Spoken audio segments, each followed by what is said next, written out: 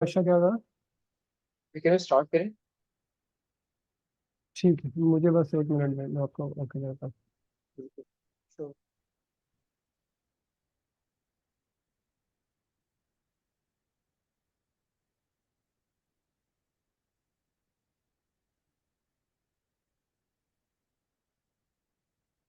ये भी लाइव में क्लिक करूंगा तो आप लाइव होंगे, तो आप जो भी बोलेंगे फिर लाइव जा रहा है।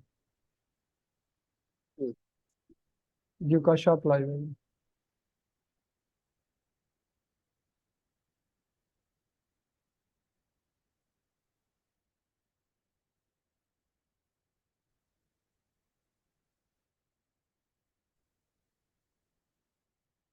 और जियो का शॉप। जी अस्सलाम वालेकुम। हम्म,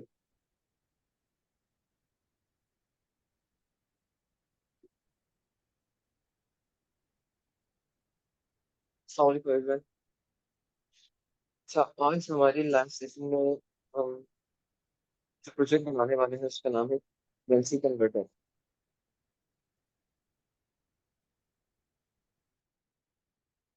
जैसे फेक नेट वेट करते हैं, देन इंशाल्लाह स्टार्ट। आई थिंक अभी लोग ज्वाइन कर रहे हैं।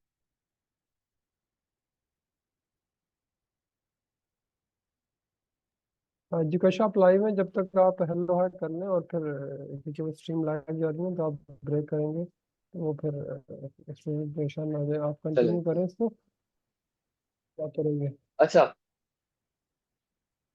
आज का जो हमारा एजेंडा है उसको जरूर बना लें। करेंसी कन्वर्टर है। जैसे करेंसी कन्वर्टर ऐप का सबसे पहले हमें कम करते हैं, वेबसाइट खोल सकते हैं यहाँ पे। तो हमें करना क्या है? आई थिंक स्क्रीन में से नहीं हो रही।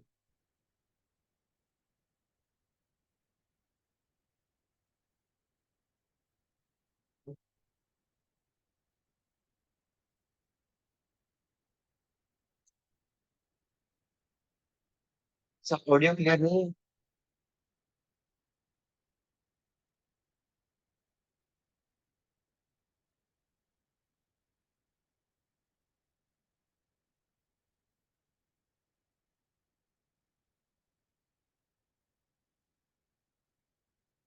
मेरी स्क्रीन विजिबल हो रही है आपके सामने? बता दें। जी मैसेज करते हैं, स्क्रीन शेयर हो रही है।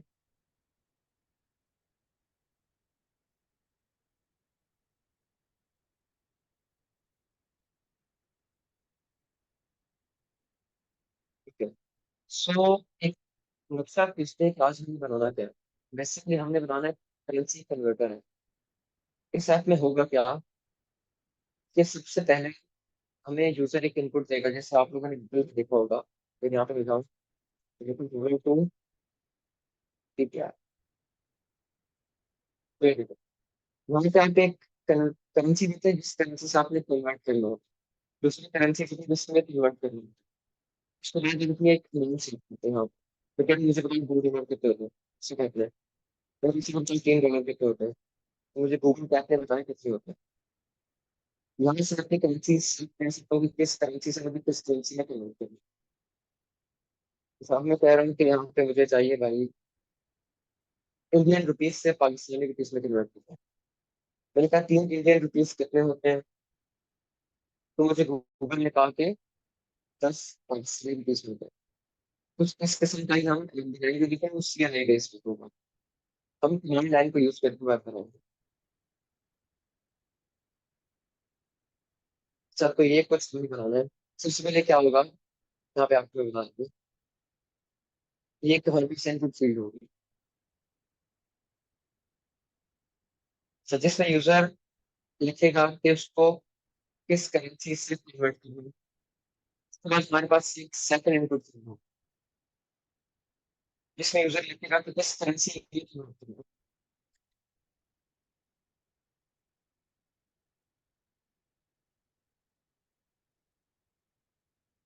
तो फिर हमारे पास इनपुट फील्ड होगी जिसमें होगा कि कितने हमें कन्वर्ट करना है। तो फिर क्यों हम इनपुट फील्ड की बेस पे हम काम करेंगे।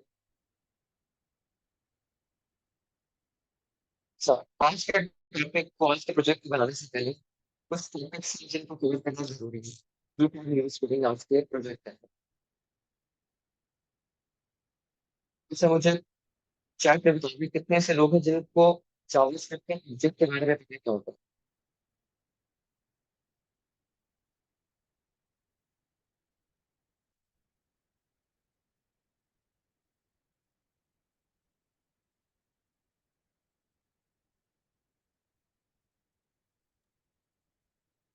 और कौशल, ये वॉइस का शायद इशू आ रहा है। मैं समझा कि मेरे प्रॉब्लम है।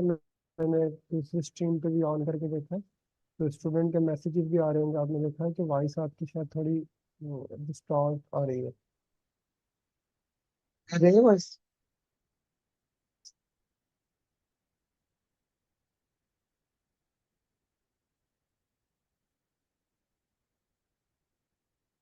हस्सा है सारी ऑफलाइन वॉइस मीटिंग में अपना माइक ऑन। हस्सा मीटिंग में ना वो वॉइस ऑन करे अपना, बताएं कि उनको वॉइस सही आ रही है। अच्छा प्लीज ना माइक ऑन करके बताना वॉइस क्या है या नहीं। अफसा सर, उबेर कोई नहीं होता है। जी वॉइस नहीं उबैद आ भी। रही, क्लियर नहीं है।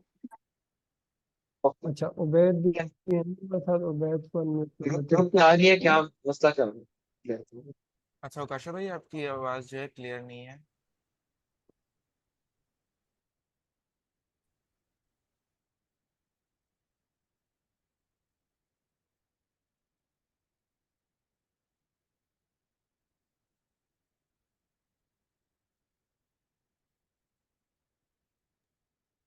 क्लियर आ रही है आवाज? नहीं, थोड़ा सा अभी भी इंटरप्ट कर रही है आपकी वॉइस, है ना। थोड़ी सी अभी भी इंटरप्ट कर रही है।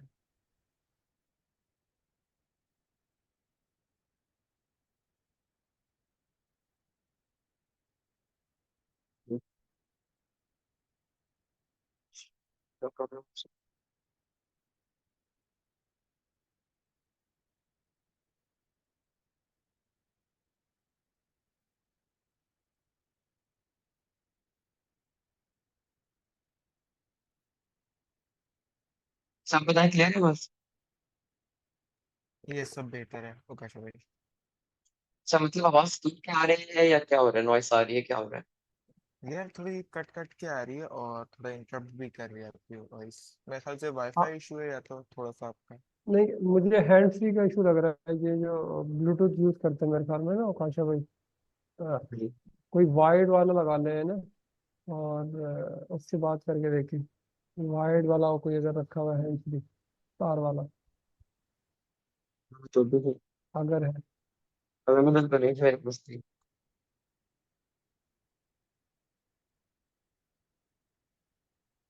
वो सोचा खराब आ रही है आवाज से। नहीं, अभी भी थोड़ा इंटरप्ट कर रही है आपकी आवाज़ काशा भाई।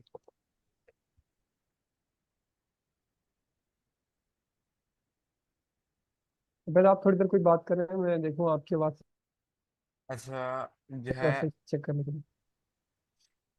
हेलो, माइक टेस्टिंग, अच्छा माइक मुझे 2 मिनट टेस्टिंग। चाहिए जस्ट। ओके काशा भाई। अच्छा, आज के जो हमने प्रोजेक्ट बनाना है वो करेंसी कन्वर्टर हम लोग ने ओकाशा भाई ने बनवाना है, जिसमें बेस हमारी कुछ इस टाइप से होगी कि यूज़र एक हमारे पास आएगा। वो हमें जो है अपनी सबसे पहले अपनी करेंसी बताएगा कि उसके पास कौन सी करेंसी है। जस्ट लाइक वो हमें बता सकता है कि PKR है, डॉलर है, यूरो है। उसको हम इस तरह से उससे इनपुट लेंगे। वो हमें अपनी करेंसी बताएगा। देन फिर उसके बाद वो हमें अपनी दूसरी करेंसी बताएगा। जस्ट लाइक मुझे PKR से डॉलर में कन्वर्ट कराना है। वो अपनी इस तरह दूसरी करेंसी बताएगा। फर्स्ट करेंसी उसकी वो करेंसी होगी जो उसके पास जिस करेंसी को कन्वर्ट कराना चाह रहा है।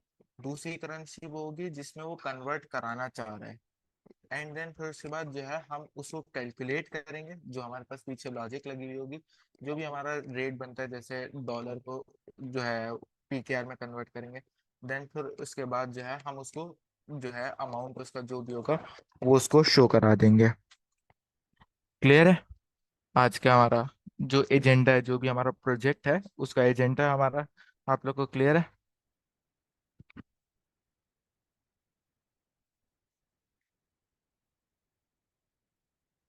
जी यस। कौशल भाई, इसकी आवाज़ तो काफी बेहतर है। देखिए भी आप देखें, अब आप बात करें।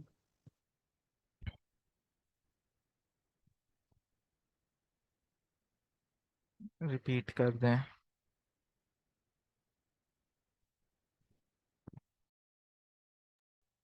वेट कर लेते हैं थोड़ा सा ओकाशा भाई की माइक सेट हो जाए ना, देन फिर उसके बाद वो स्टार्ट करते हैं, तो आगे फिर उस हिसाब से चलते हैं हम लोग।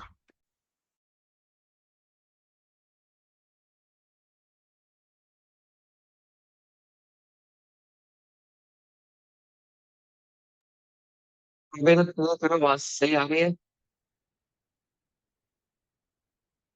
थोड़ी बेहतर हुई ओकाशा भाई, अब आपकी आवाज़ थोड़ी सी बेहतर हो गई। भाषा कंटिन्यू करें, 2-4 मिनट हम उसकी आपकी पूरी वॉइस सुनेंगे ना, जब तक कुछ बोले और फिर आपको बताते हैं। चलिए ठीक है। अच्छा, तो बेसिकली आज जो हमारा टॉपिक है वो है करेंसी कन्वर्टर। लेकिन उससे पहले हमने कुछ चीजें जो है वो कवर करनी है, जिसमें जावास्क्रिप्ट के टाइपस्क्रिप्ट पे कुछ कॉन्सेप्ट आते हैं, तो हमने पहले वो कवर करने हैं। उसकी बेस पे हम लोग आगे चीजें लेके चलेंगे। अच्छा, मैंने क्वेश्चन किया था कि कितने लोग हैं जिनको जावास्क्रिप्ट के ऑब्जेक्ट के बारे में पता है।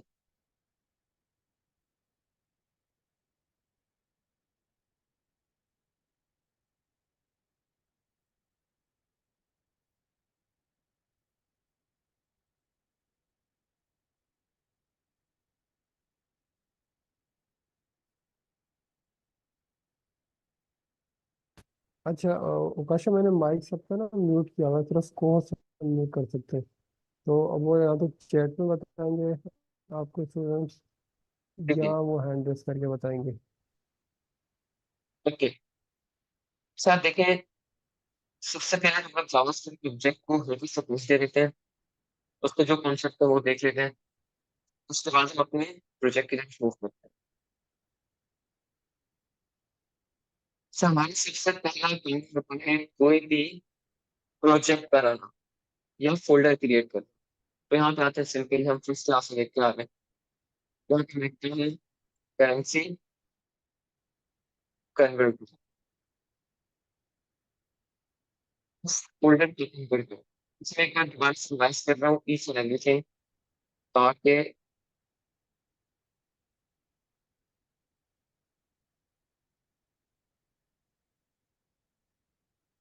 सब इस फोल्डर को हमने क्या करना है, टर्मिनल में ओपन करना है। तो इस फोल्डर को टर्मिनल में ओपन करने के लिए यहाँ पे हम लिखेंगे जाके CMD। इधर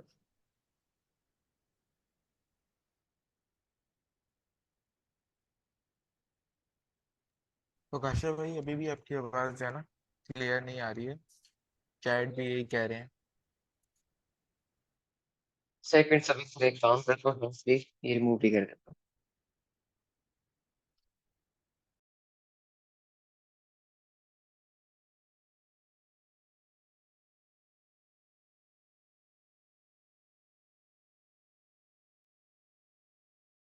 उकाशा आपके साथ जो ये को होस्ट हैं हफ्सा, अगर वो करवा सकती हैं तो उनको दे दें, या उबैद को, अगर अब आप आवाज बेहतर क्लियर आ रही समझते है?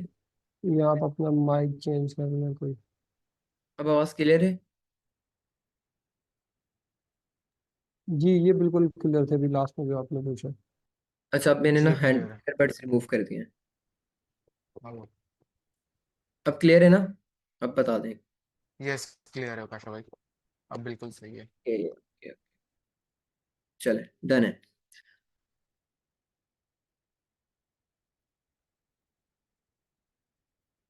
ओके। अच्छा, तो मैं कह रहा था एक बार दोबारा से रिपीट कर लेते हैं चीजों को, सब कुछ रिमूव करते हैं। देखिए, हम जब भी टाइप स्क्रिप्ट की बात करते हैं, टाइप स्क्रिप्ट के किसी भी प्रोजेक्ट की बात करते हैं, सबसे पहले हमने बनाना होता है एक अदद फोल्डर। हम यहाँ पे जाए न्यू, फोल्डर का कोई भी नाम रखना होता है, तो मैं कह रहा हूँ करेंसी कन्वर्टर, ये मेरे फोल्डर का नाम है। अब इस फोल्डर को ओपन करना है। अच्छा, अब इस फोल्डर को हमने VS कोड में ओपन करना है। उससे पहले हमें इसको टर्मिनल में ओपन करना है। तो इस फोल्डर को टर्मिनल में ओपन करने की कमांड है CMD। आपको यहाँ पे टॉप पे एक सर्च बार दिख रहा होगा, यहाँ क्लिक करें। अच्छा, मेरा विंडोज 11 है, किसी का विंडोज 10 होगा, तो सर्च बार हर किसी में सेम होता है। तो आपने यहाँ पे जाना है, ये जो भी टेक्स्ट लगा हुआ है इसको रिमूव करना है, कट करना है। यहाँ पे लिखना है CMD, कि इस फोल्डर को टर्मिनल में ओपन करो। अच्छा, मैं साथ साथ चैट भी देख रहा हूँ, तो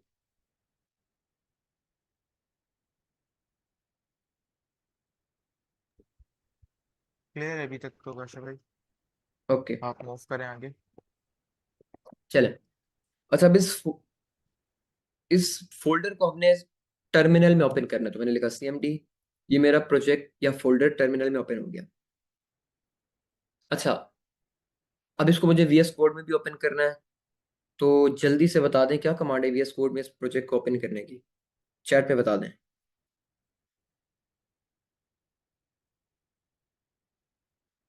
code space dot. Code space dot का क्या क्या करता है कि आपकी करंट डायरेक्टरी या करंट फोल्डर जो भी इस टर्मिनल में ओपन है उसको VS कोड में ओपन कर देता है। तो हमने ये कमांड लिखी, तो हमारा ये वाला प्रोजेक्ट या फोल्डर VS कोड में ओपन हो गया। अच्छा, अभी तक क्लियर है सब चीजें? ये तो बिल्कुल बेसिक चीजें हम स्टार्ट से लेते हुए चल रहे हैं। अच्छा, अब मुझे कुछ कॉन्फ़िगरेशन फाइल बनानी है। सबसे पहले मैं चाह रहा हूँ, ये मैं सारा सेटअप अभी कर रहा हूँ, प्रोजेक्ट सेटअप, ताकि इसके बाद हम चीज़ों को फर्दर मूव करेंगे। एंड आई होप कि ये वाले सेटअप आपने पहले भी जितने प्रोजेक्ट्स वगैरह बने हैं उसमें भी किए होंगे। तो कॉन्फ़िगरेशन फाइल में स्टार्ट में बना लेता हूँ। टाइप स्क्रिप्ट की कॉन्फ़िगरेशन फाइल बनानी है, क्या कमांड है?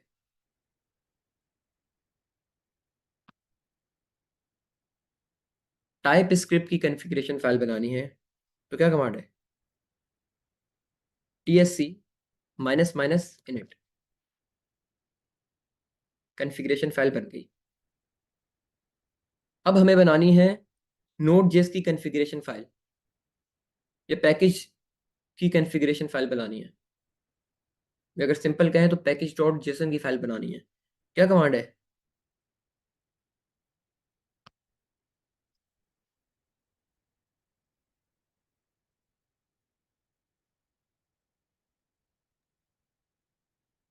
npm init। अच्छा, अब npm init के साथ सबसे पहले तो npm init लिख के देखते हैं। कुछ क्वेश्चन पूछेगा हमारे से कि आपने जो प्रोजेक्ट बना रहे हैं Node.js का प्रोजेक्ट, उसकी कुछ कॉन्फ़िगरेशन सेट कर दें।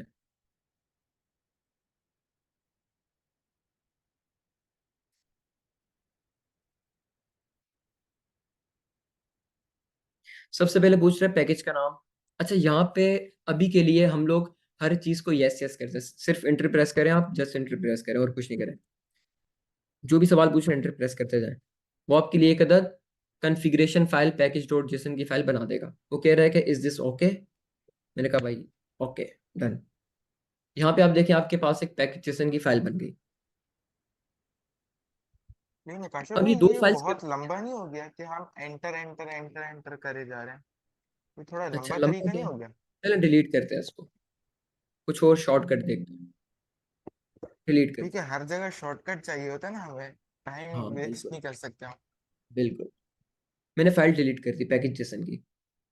अब मुझे इसके सवालों के जवाब नहीं देने, मैं चाह रहा हूँ एक ऐसी कमांड लिखूं जिससे ये मुझे खुद बना दे।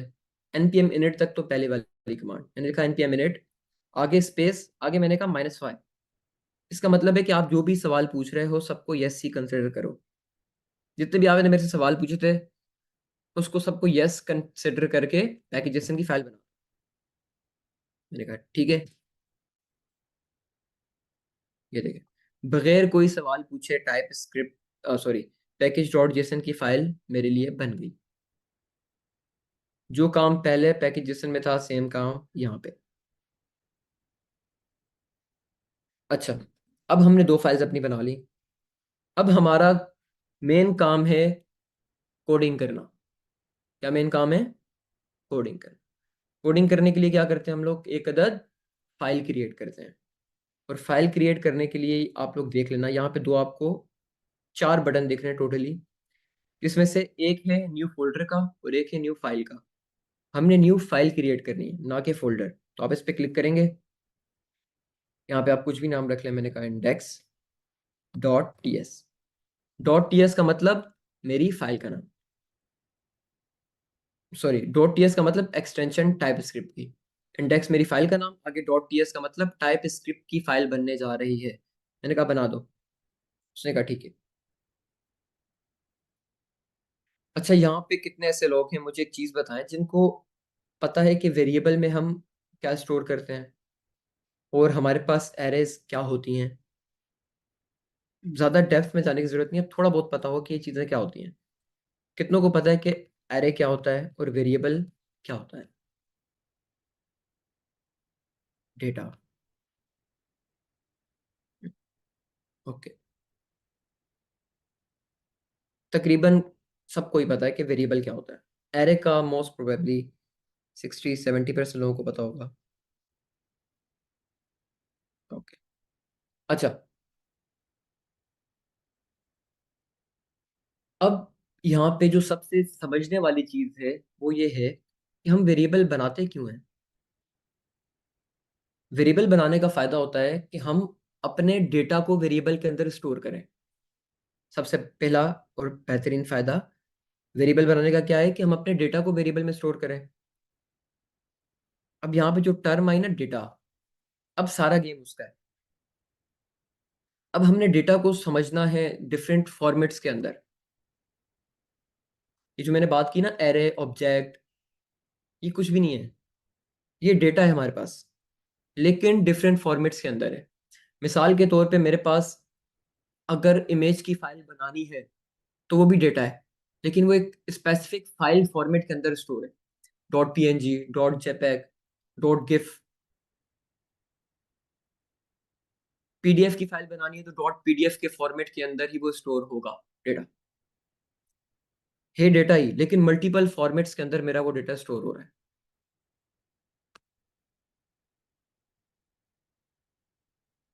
अच्छा, कुछ लोग कह रहे हैं कि वॉइस अभी भी क्लियर नहीं है, तो बता दें।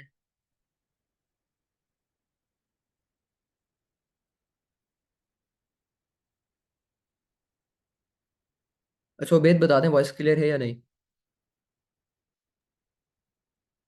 उकाशा वॉइस क्लियर है, बस कंटिन्यू करें। अब कोई ब्रेक नहीं होगा। चले बस ठीक है। अच्छा, अब देखिए हमारे पास डेटा की मुख्तलिफ, मैं यहाँ पे टाइप्स लिख रहा हूँ। ये मैंने लिखा अवकाश, डेटा की टाइप। एक और डेटा में लिख रहा हूँ नंबर फॉर्मेट में 20। एक और में लिख रहा हूँ फॉल्स।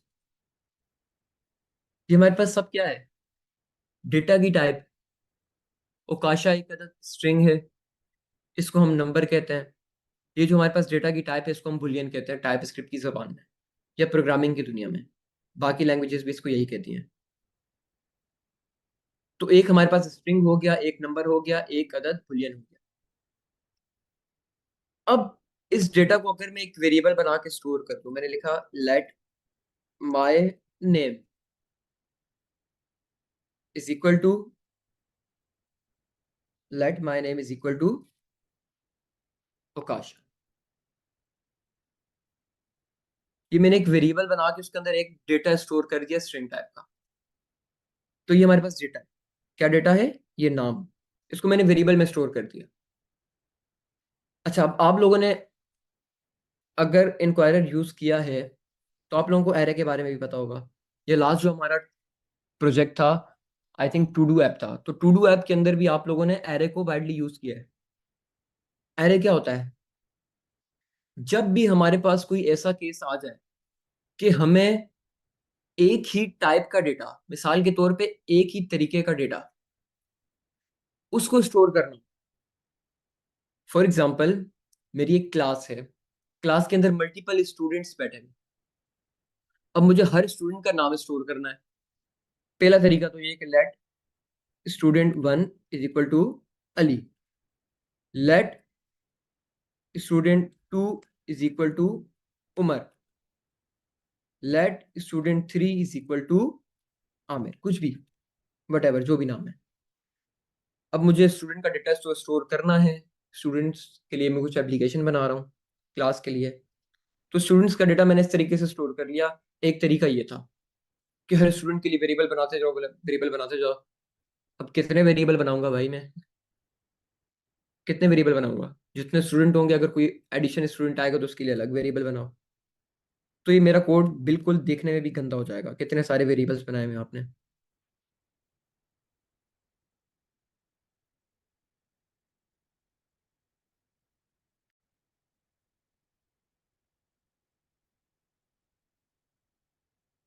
ओके,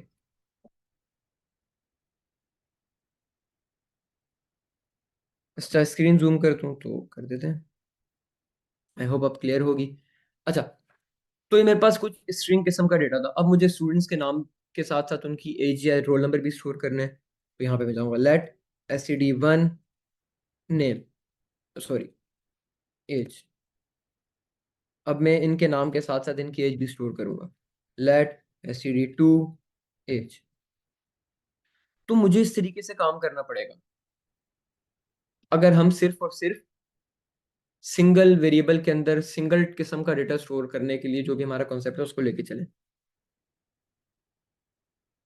ये तरीका हमारे पास उस वक्त तक सही है जब तक हमारे पास कोई एक किस्म का डेटा हो। मिसाल के तौर पे पाई की वैल्यू स्टोर करनी है, हमारी एप्लीकेशन में यूजर का नाम स्टोर करना है, हमारी एप्लीकेशन के अंदर कुछ ऐसा काम करना है जो कि एक से दो बार हो रहा हो। मिसाल के तौर पे एक थीम का कलर स्टोर करना है, थीम के कलर के साथ साथ फॉन्ट साइज स्टोर करना है। तो इस काम के लिए तो हमारे पास इस किस्म के डेटा बेहतरीन है। इस किस्म के डेटा को यूज करो और स्टोर कर लो। लेकिन अब मेरे पास, जैसे मैंने बात की कि मुझे मल्टीपल स्टूडेंट्स का नाम स्टोर करना है, उसके लिए मेरे पास सिंपल डेटा वेरिएबल्स में स्टोर करना ये अप्रोच बेहतर नहीं है। तो उसके लिए हम सेकंड डेटा टाइप को देखते हैं कि एक अलग डेटा टाइप है हमारे पास। नंबर, स्ट्रिंग, बुलियन, इनको हमने देख लिया। अब एक अलग डेटा टाइप है जिसको हम कहते हैं एरे। एरे बना के मल्टीपल स्टूडेंट्स का डेटा स्टोर कर लो। अच्छा, अब एरे बनाने के लिए हमें क्या करना पड़ेगा? सबसे पहले लगाने होंगे दो स्क्वायर ब्रैकेट। स्क्वायर ब्रैकेट का मतलब कि अब आपका एरे की बाउंड्री शुरू होगी। अब इन स्क्वायर ब्रैकेट के बीच में आप मल्टीपल स्टूडेंट्स के नाम स्टोर कर सकते हैं।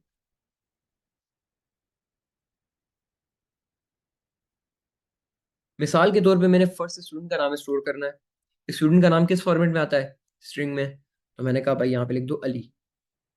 अब मुझे एक और स्टूडेंट का नाम स्टोर करना है। अब मुझे मल्टीपल वेरिएबल्स बनाने की जरूरत नहीं है। अब मेरा डेटा पूरा का पूरा एक अदद एरे है। मैंने कहा सेकंड का करना है, सेकंड का कर दो। यहाँ पे लिखो आमिर। अब मजे की बात यह है कि जब भी हम एरे के अंदर बात करते हैं, एरे के एलिमेंट्स या एरे के अंदर जितनी भी हम चीजें स्टोर कर रहे हैं, उनको हमें हमेशा सेपरेट करना होता है कॉमा से। मैंने एक एलिमेंट स्टोर किया, फिर अगर दूसरा करना है तो कॉमा से सेपरेट करना जरूरी है। तो इस तरीके से हम लोग एरे के अंदर डेटा स्टोर करते हैं। अच्छा, अभी तक एक मसला है कि मेरे पास एरे बिल्कुल ऐसा ही पड़ा है जैसे मैंने यहाँ पे सिंपल इस तरीके से नाम लिख दिया। ये भी एक डेटा है हमारे पास, ये भी एक डेटा है। अभी तक ये डेटा हमारे पास यूजफुल नहीं है। तो डेटा को यूजफुल बनाने के लिए हमें क्या करना पड़ता है? मुझे बताएं, डेटा को यूजफुल बनाने के लिए हमें क्या करना पड़ता है? उस डेटा के साथ क्या करें?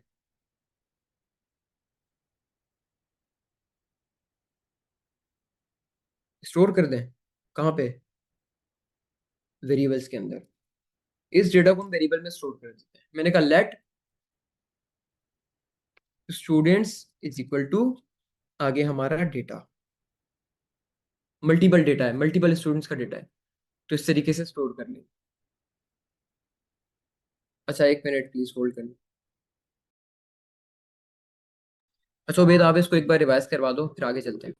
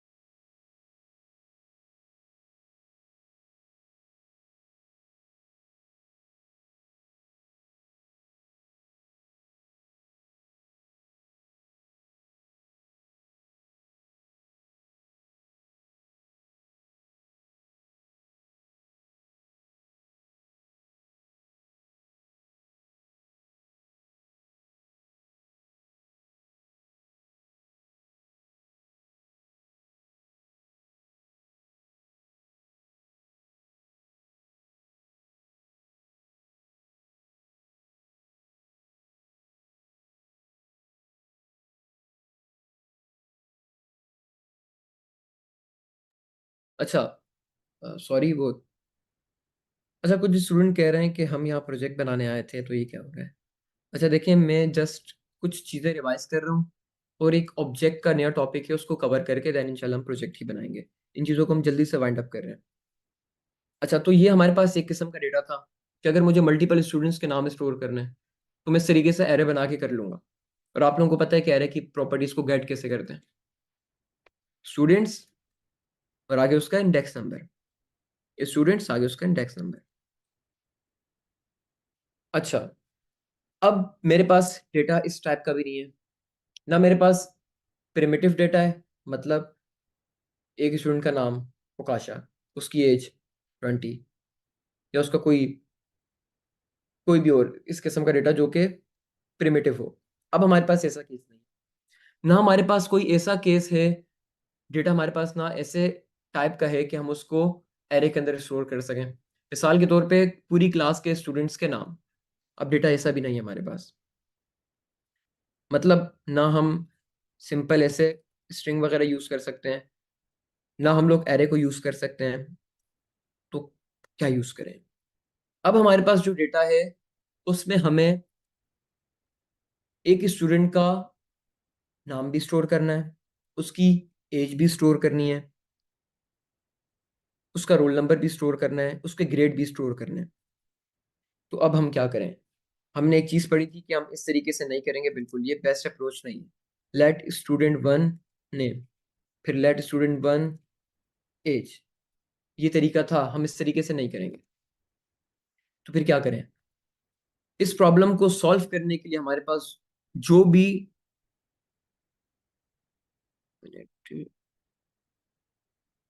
जो हमारे पास डेटा टाइप यूज होती है या जिस किस्म का डेटा यूज होता है उसको हम कहते हैं ऑब्जेक्ट। ऑब्जेक्ट के अंदर क्या होता है, आप लोगों ने, काफी ऐसे लोग होंगे जिनका सीएनएसी बना होगा, तो सीएनएसी पे आप लोग जरा गौर करके देखें, वहां पे लिखा होता है नेम, आगे आपका नाम, नीचे लिखा होता है जेंडर, आगे आपका जेंडर, कॉलन लगा होता है, या कभी कभी equal to, I don't know क्या लगा होता है, मैंने अभी देखा नहीं है। या लिखा होगा नेम, आगे आपका नाम, फादर नेम, आगे फादर नेम, जेंडर, आगे आपका जेंडर। तो इस तरीके से आपका डेटा स्टोर हुआ होता है। तो हमें भी कुछ इस तरीके का काम करना है। अच्छा, अब इस तरीके का काम करने के लिए हमारे पास जावास्क्रिप्ट में जो डेटा यूज होता है या जो डेटा टाइप यूज होती है उसको हम कहते हैं ऑब्जेक्ट। ऑब्जेक्ट बनाने के लिए हमें क्या करना पड़ता है? सबसे पहले लगाने होते हैं करली ब्रैकेट। अच्छा, ये ऑब्जेक्ट की बात करूं, एरे की बात करूं, सिंपल स्ट्रिंग की बात करूं, सिंपल नंबर की बात करूं, बुलियन की बात करूं, ये सब हमारे पास डेटा है, डिफरेंट टाइप का डेटा है। अब मुझे ऑब्जेक्ट बनाना है, तो ऑब्जेक्ट बनाने के लिए जरूरी आपने लगाने हैं करली ब्रैकेट।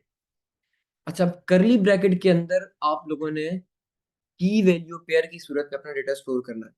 मिसाल के तौर पे मुझे स्टूडेंट का नाम चाहिए, मैंने लिखा नेम, अब मैंने बीच में लगाया कॉलन, कॉलन लगाने के बाद मैंने नेम स्टोर किया काश।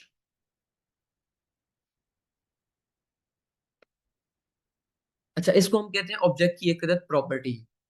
मैंने ऑब्जेक्ट की एक प्रॉपर्टी बना ली जिसके अंदर की है नेम और वैल्यू है काशा। की वैल्यू को सेपरेट करने के लिए बीच में हमने लगा दिया कॉलन। अब मुझे मल्टीपल वैल्यूज स्टोर करनी है या मल्टीपल प्रॉपर्टीज स्टोर करनी है, तो मैंने कहा भाई बीच में लगाओ कॉमा, आगे चलो, क्या स्टोर करना है? मैंने कहा नेम, एज स्टोर करना। तो यहाँ पे मैंने लिखा एज, कॉलन लगाया, आगे मैंने अपनी एज लिख ली। अच्छा, अभी एक एरर आएगा, उसको हम देखते हैं बाद में, अभी के लिए इसको देखें जस्ट। मैंने लिखा नेम, नेम स्टोर कर दिया। अच्छा, अब ये भी हमारे पास एक किस्म का डेटा ही है। इस डेटा को यूजफुल बनाने के लिए क्या करना पड़ेगा? डेटा को यूजफुल बनाने के लिए हमें क्या करना पड़ता है? इस डेटा के साथ क्या करना पड़ेगा?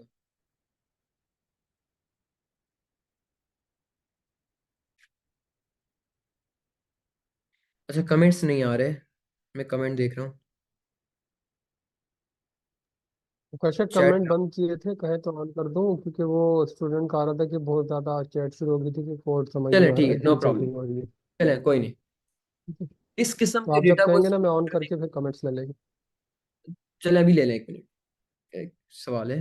क्वेश्चन ये है कि ये भी हमारे पास एक किस्म का डेटा है, इस डेटा को स्टोर करने के लिए हमें क्या करना पड़ेगा? जो मैंने पहले बात कही थी सेम वही है, जस्ट एक बार बता दें।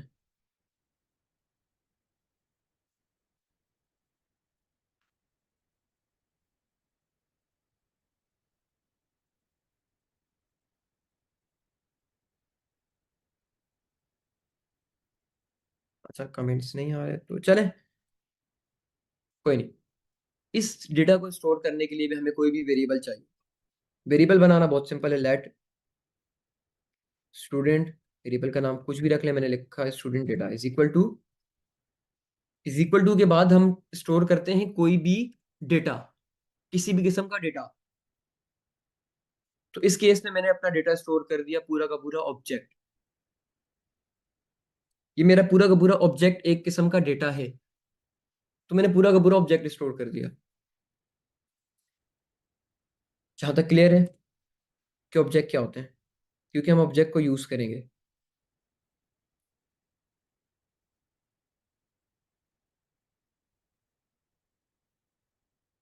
अच्छा कमेंट ऑन ओपन हो गए तो आप लोग जल्दी से बता दें।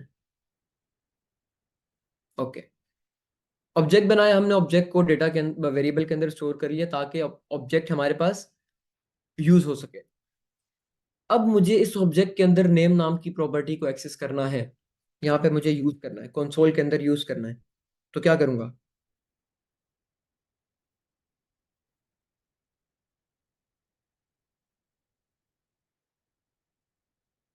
ऑब्जेक्ट की नेम नाम की प्रॉपर्टी को मैंने यूज करना है। क्या करूंगा, सबसे पहले तो ऑब्जेक्ट का नाम लिखते हैं। ऑब्जेक्ट का नाम है स्टूडेंट डेटा डॉट, आगे हमारे पास मल्टीपल ऑप्शंस आ रहे हैं, नेम और एज का। क्या करना पड़ता है, स्टूडेंट डेटा, जिस भी वेरिएबल के अंदर आपका ऑब्जेक्ट स्टोर है। अच्छा जहाँ जो डेटा हमारा वेरिएबल में स्टोर होता है तो हम उसको वही कहते हैं। मिसाल के तौर पे, अब इसको मैं वेरिएबल नहीं कह रहा, मैं कह रहा हूँ कि मेरा ऑब्जेक्ट है ये, स्टूडेंट डेटा नाम का मेरा एक अदद ऑब्जेक्ट है। अगर इसके अंदर कोई भी एरे स्टोर हुई होती तो मैं कहता कि स्टूडेंट डेटा नाम की एक अदद एरे है। अब यहाँ पे स्टूडेंट डेटा नाम का जो भी ऑब्जेक्ट है उसकी नेम नाम की प्रॉपर्टी को एक्सेस करना है, तो उसका सिंपल तरीका है कि आप स्टूडेंट डेटा लिखें, यानी ऑब्जेक्ट का नाम, उसके साथ लगाएं डॉट। डॉट के आगे आप उसकी कोई भी प्रॉपर्टी को लिख सकते हैं। मुझे यहाँ पे एक्सेस करना है नेम को, तो मैंने कहा अब student data dot name. Student data variable का नाम है या ऑब्जेक्ट का नाम है, आगे डॉट नेम। डॉट नेम का मतलब कि नेम नाम की प्रॉपर्टी को उठा के यहाँ पे ले आओ।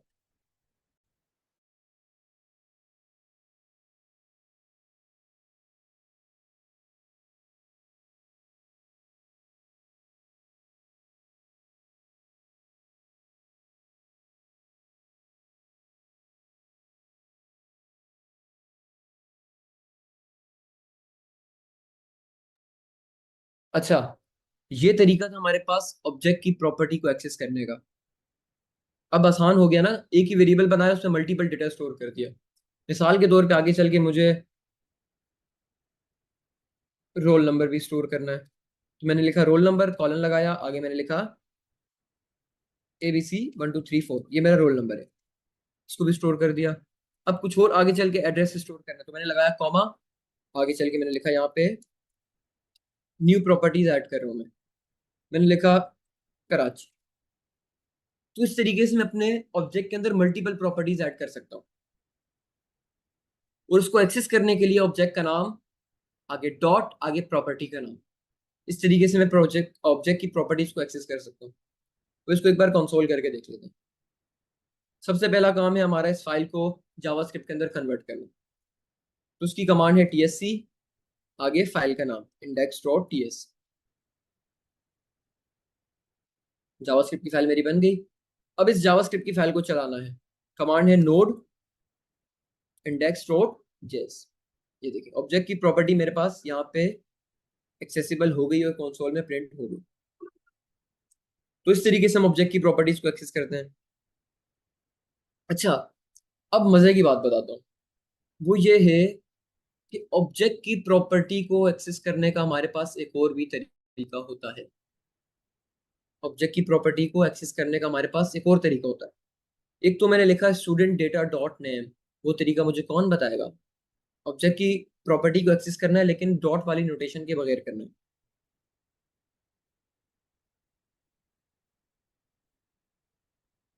डॉट नहीं यूज करना।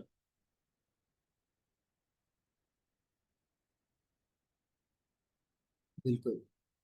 काफी स्टूडेंट कह रहे हैं कि स्क्वायर स्क्वायर ब्रैकेट लगा दो, चेक कर लेते हैं। मैंने लिखा है स्टूडेंट डेटा। अब स्टूडेंट्स काफी सारे ये कह रहे हैं कि यहाँ पे स्क्वायर ब्रैकेट लगा दो, लगा दो। स्क्वायर ब्रैकेट लगाने के बाद अब यहाँ पे मुझे एक अदद स्ट्रिंग ऐड करना होगा अपनी प्रॉपर्टी का नाम। ये देखें, यहाँ पे मैंने लगाया स्क्वायर ब्रैकेट और मैंने लगाया डबल या सिंगल कोट। मल्टीपल ऑप्शंस आ गए। वो कह रहे हैं नेम को एक्सेस करना है, एड्रेस को करना है, एज को करना है, रोल नंबर को करना है। मैंने कहा भाई नेम को एक्सेस करना है मुझे। तो इस तरीके से हम एक दूसरे तरीके से ऑब्जेक्ट की प्रॉपर्टी को एक्सेस कर सकते हैं। दो तरीके हैं ऑब्जेक्ट की प्रॉपर्टी को एक्सेस करने के। पहला तरीका है डॉट नोटेशन के साथ। मैंने लिखा dot student data dot name. दूसरा तरीका है स्टूडेंट डेटा, आगे लगाओ स्क्वायर ब्रैकेट और आगे प्रॉपर्टी का नाम लिख दो। मैंने कहा प्रॉपर्टी का नाम है नेम। इसको चला के देखते हैं। सबसे पहले करते हैं ट्रांसफर फाइल, इसको रन करके देखते। ये देखें, नेम की जगह मुझे एज एक्सेस करना है तो मैंने लिखा एज।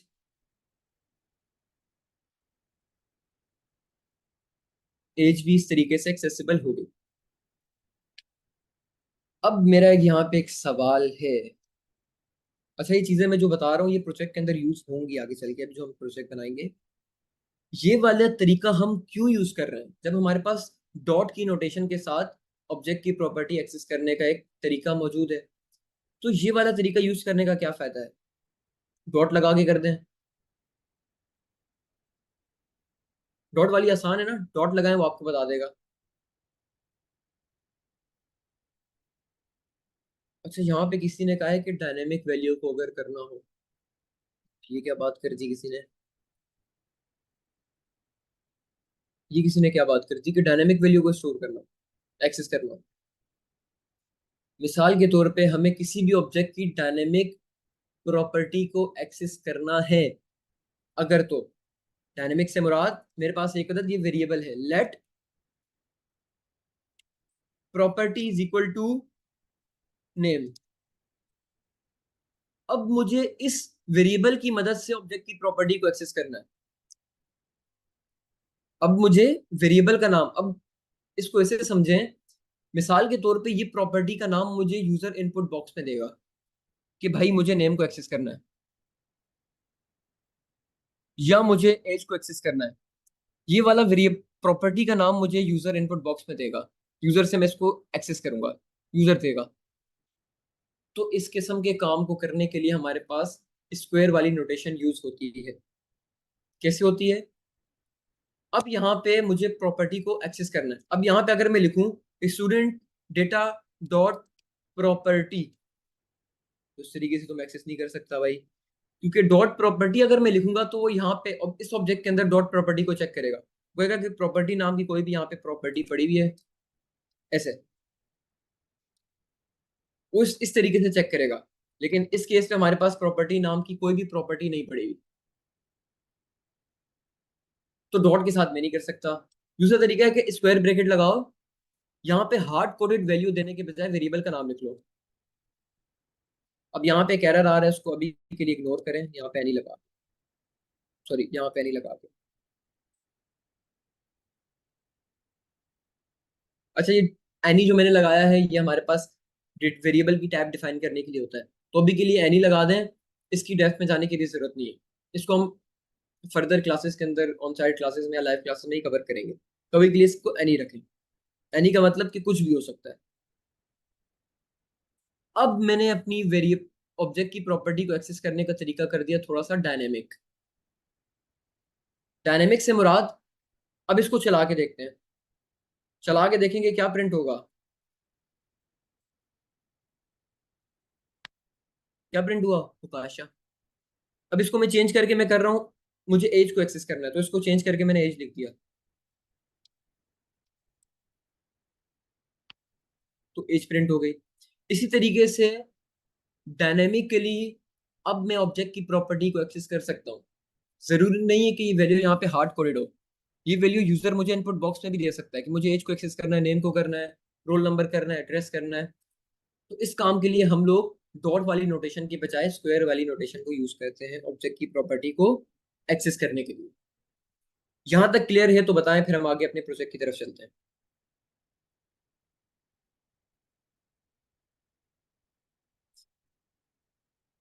ये चीजें क्लियर हैं तो बताएं, फिर हम आगे चलते हैं। अच्छा, एक बार दोबारा से रिवाइज करवा देता हूँ जल्दी से। इन दो चीजों को करते हैं कमेंट, भूल जाए इनको। ये क्या लिखे आप भूल जाए। ये हमारे पास एक अदद ऑब्जेक्ट बना हुआ है। ये बताएं कि ये ऑब्जेक्ट क्लियर है कि ये ऑब्जेक्ट क्या है। जल्दी से बता दें, ये ऑब्जेक्ट क्लियर है, ये ऑब्जेक्ट क्या है हमारे पास। अभी के लिए प्रॉपर्टी एक्सेस करना भूल जाए, सबको क्लियर है। ऑब्जेक्ट हमारे पास एक किस्म का डेटा है भाई, स्टोर कर दिया वेरिएबल के अंदर, काम सेट हो गया। उस वेरिएबल को हमने टाइप भी दे दी एनी। ये इस वजह से दी क्योंकि यहाँ पे आगे चल के हमें एक एरर फेस करना पड़ता, जिसका सोल्यूशन मैं भी आपको नहीं बता सकता, वो थोड़ा सा कॉम्प्लेक्स है। वो समझने में फिर आप लोगों को थोड़ा सा एडवांस होना पड़ेगा। अभी के लिए यहाँ पे लगाते हैं एनी। ऑब्जेक्ट की प्रॉपर्टी को एक्सेस करना है, बहुत सिंपल है। मैंने लिखा भाई student data dot name, name को एक्सेस कर लिया। मैंने लिखा डॉट एज, एज को एक्सेस कर लिया। अच्छा, सजेशन हमारे पास नहीं आ रही, उसका रीजन है कि हमने इसकी टाइप दे दी है एनी, तो इससे घबराना नहीं है। इसका एक सॉल्यूशन प्रोजेक्ट खत्म होने के बाद मैं आप लोगों को बता भी दूंगा, फिर उसको आप लोग कर लेना। फिर आप लोगों को इसकी सजेशन आना भी स्टार्ट हो जाएंगी, लेकिन अभी के लिए इसको ऐसे ही रखें। स्टूडेंट डेटा डॉट एज एक तरीका ये है प्रोजेक्ट की ऑब्जेक्ट की प्रॉपर्टी ऐड कर एक्सेस करने का। दूसरा तरीका है कि स्क्वायर नोटेशन के साथ एक्सेस करें। मिसाल के तौर पे यहाँ पे मैं लिखूँ स्टूडेंट डेटा, यहाँ पे लगाऊं स्क्वायर ब्रैकेट, और यहाँ पे मैं अपनी प्रॉपर्टी का नाम लिख दूं। मैंने कहा नेम को एक्सेस करना है, मैंने कहा एज को एक्सेस करना है। अब ये देखिए, ये हमारे पास जो भी age, name, address, roll number, ये जो भी हमारे पास प्रॉपर्टी का नाम है, ये आप देखिए स्ट्रिंग के अंदर आ रहा है। तो हम इसको वेरिएबल में स्टोर करके भी तो ला सकते हैं। ये तो हमारा थोड़ा काम आसान नहीं कर देगा कि अगर हमें यूजर से इनपुट बॉक्स में प्रॉपर्टी का नाम लेना है, यूजर हमें इनपुट बॉक्स में प्रॉपर्टी का नाम देगा, हमें पता है स्ट्रिंग फॉर्मेट में हमें मिल जाएगा, तो उसी स्ट्रिंग फॉर्मेट को हम लोग यहाँ पे डायरेक्टली पास करते हैं एक वेरिएबल में स्टोर करके, जैसे हमने यहाँ पे किया। मैंने लिखा प्रॉपर्टी, प्रॉपर्टी के अंदर मैंने एक अदद स्ट्रिंग स्टोर कर दिया। अब इस स्ट्रिंग को स्क्वायर ब्रैकेट के अंदर मैंने यहाँ पे डायरेक्ट वेरिएबल का नाम देके कर दिया। अब बैकग्राउंड में क्या होगा, इस प्रॉपर्टी की जगह पे हमारे पास कुछ इस तरीके का काम हो जाएगा, स्क्वायर ब्रैकेट और ये। अब ये तो वही पहले वाला काम हो गया, स्क्वायर ब्रैकेट से डायरेक्ट एक्सेस कर दो। तो स्क्वायर नोटेशन हम यूज करते हैं डायनेमिक प्रॉपर्टीज को एक्सेस करने के लिए, डायनेमिकली अगर हमें करनी। आई होप कि अब क्लियर होगा। फिर हम आगे चलते हैं प्रोजेक्ट की तरफ। डन, क्लियर है। अब जो हमारा सबसे पहला काम है, हमें पूरे के पूरे प्रोजेक्ट को सेटअप करना है। यूजर से इनपुट लेने के लिए हम लोग एक अदद पैकेज यूज कर रहे हैं। उस पैकेज का क्या नाम है,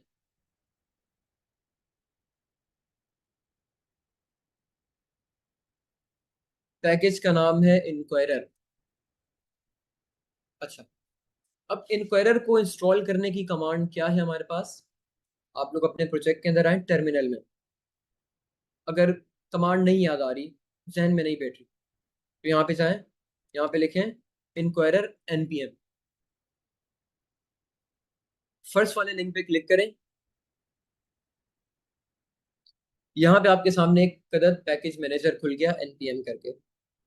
यहाँ पे जो कमांड है npm i इंक्वायरर। अच्छा, इंक्वायरर की मैं डिटेल में नहीं जा रहा क्योंकि ये फर्स्ट प्रोजेक्ट से ही हम यूज करते हुए आ रहे हैं। तो यहाँ पे सिंपल एक बटन पे क्लिक कर दें, इसको वो आपको कॉपी कर देगा। कॉपी करने के बाद आए कमांड प्रॉम्प्ट के अंदर, यहाँ पे लिखें npm i इंक्वायरर, या कॉपी पेस्ट करते हैं कमांड। npm i लिखें, npm इंस्टॉल लिखें, बात एक ही है।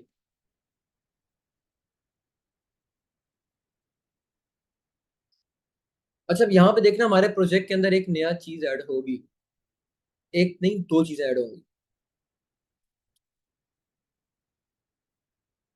वो कह रहा है कि फाउंड जीरो वल्नरेबिलिटीज, एडिट इतने पैकेज, उसने हमारे पास पैकेज ऐड कर दिया। अगर कोई एरर होता तो यहाँ पे एरर दिख जाता। अच्छा जी, अब हमारे पास कुछ एक्स्ट्रा चीजें हमारे प्रोजेक्ट के अंदर ऐड हुई हैं। एक है पैकेज लॉग डॉट जेसन, इसको अभी इग्नोर करें, इसको भूल जाए अभी के लिए। देखें नोड मॉड्यूल क्या है। इंक्वायरर जो हमने पैकेज इंस्टॉल किया है, ये हमारे पास एक बना बनाया कोड है, बना बनाया फंक्शन है, ऐसा समझें।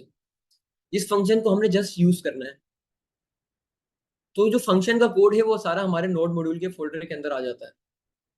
अब इंक्वायरर बैकग्राउंड में पता नहीं क्या क्या यूज कर रहा है, कितने फंक्शन बने हुए हैं, कितना सारा कोड हुआ हुआ है, वो सारा का सारा कोड हमारे पास इंस्टॉल हो गया नोड मॉड्यूल के फोल्डर के अंदर। तो ये हमारे पास पैकेज इंस्टॉल करने के बाद नोड मॉड्यूल का फोल्डर भी खुद से आ जाएगा। अच्छा जी, नोड मॉड्यूल का फोल्डर भी आ गया, मतलब हमारे पास इंक्वायरर का पैकेज इंस्टॉल हो गया। अब इंक्वायरर को मुझे यहाँ पे करना है इंपोर्ट। अपनी फाइल के अंदर इंक्वायरर को मैंने एक्टिव करना है, तो उसके लिए हमारे क्या करना पड़ेगा, सबसे पहले लिखना है इंपोर्ट। अच्छा, मैं ये अज्यूम करके चल रहा हूँ कि इंपोर्ट स्टेटमेंट आप लोग ऑलरेडी पढ़ चुके हैं, तो अज्यूम मैं सही कर रहा हूँ या गलत कर रहा हूँ? इंपोर्ट स्टेटमेंट आप लोग ऑलरेडी पढ़ चुके हैं, वरना इसकी डिटेल में जाएंगे तो फिर और कॉन्सेप्ट निकलेंगे। आई होप कि क्लियर होगा इंपोर्ट स्टेटमेंट। डन है, आगे चलते हैं। हमने लिखा इंपोर्ट, उसके बाद हमने लिखा अपना कोई भी नाम, मैंने लिखा इंक्वायरर, फिर मैंने लिखा फ्रॉम, कहाँ से इंपोर्ट करना है, यहाँ पे मैंने अपना पाथ दे दिया। जब भी आप कोई भी पैकेज इंस्टॉल करेंगे तो वो आपको यहाँ पे डायरेक्टली इस तरीके से एक्सेसिबल होगा। मेरे पैकेज का नाम था इंक्वायरर, मैंने लिखा यहाँ पे, वो इंपोर्ट कर दिया। अच्छा जी, एरर आ रहा है, एरर। कितनों को पता है ये एरर क्यों आ रहा है? एक एरर आ रहा है हमारे पास, यहाँ पे देखें, रेड कलर की लाइन दिख रही होगी आपको, एक एरर आ रहा है। वो एरर इस वजह से आ रहा है कि टाइप स्क्रिप्ट कह रहा है कि भाई आपने इंक्वायरर पैकेज तो इंस्टॉल कर दिया, लेकिन मुझे टाइप्स भी चाहिए होंगी, क्योंकि मेरे आने का मकसद ही ये था कि मुझे टाइप्स चाहिए, वेरिएबल्स की, डेटा की टाइप चाहिए, हर चीज़ की टाइप चाहिए। तो इंक्वायरर पैकेज तो आपने इंस्टॉल कर दिया भाई, अब इसकी टाइप्स कहाँ है? ये देखिए, आप इसके ऊपर होवर करेंगे वो आपको बता रहा है। वो कह रहा है कि इंक्वायरर बट इट्स वैल्यूज, अच्छा ये तो अलग पैक। वो कह रहे हैं कि डिक्लेरेशन फाइल इसकी मिसिंग है। डिक्लेरेशन फाइल का मतलब होता है कि टाइप्स वाली फाइल, ऐसी फाइल जिसमें आपके पैकेज की सारी टाइप्स डिफाइन हो। अच्छा, अब मुझे नहीं पता कि पैकेज की टाइप्स कैसे इंस्टॉल करते हैं, तो यहाँ पे आपको एक अदद कमांड भी दे रहा है। वो कह रहा है कि आप ये ट्राई करो कुछ, उसने हमें कमांड दी है। वो कह रहे हैं कि npm i minus minus save minus dev types inquirer, आप ये ट्राई करो। मैंने कहा चलो कर लेते हैं भाई। दोबारा आए टर्मिनल में, यहाँ पे कमांड को कॉपी पेस्ट करें, एंटर मारें।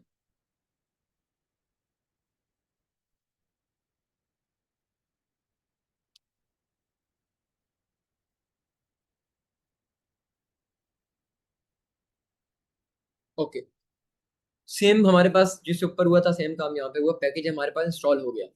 और पैकेज के साथ साथ आप देखें यहाँ पे रेड लाइन भी चली गई, क्योंकि अब टाइप स्क्रिप्ट को हमारी सारी की सारी पैकेज की टाइप्स मिल गई। हमने अभी अभी अभी इंस्टॉल किया, तो हमें मिल गई सारी की सारी।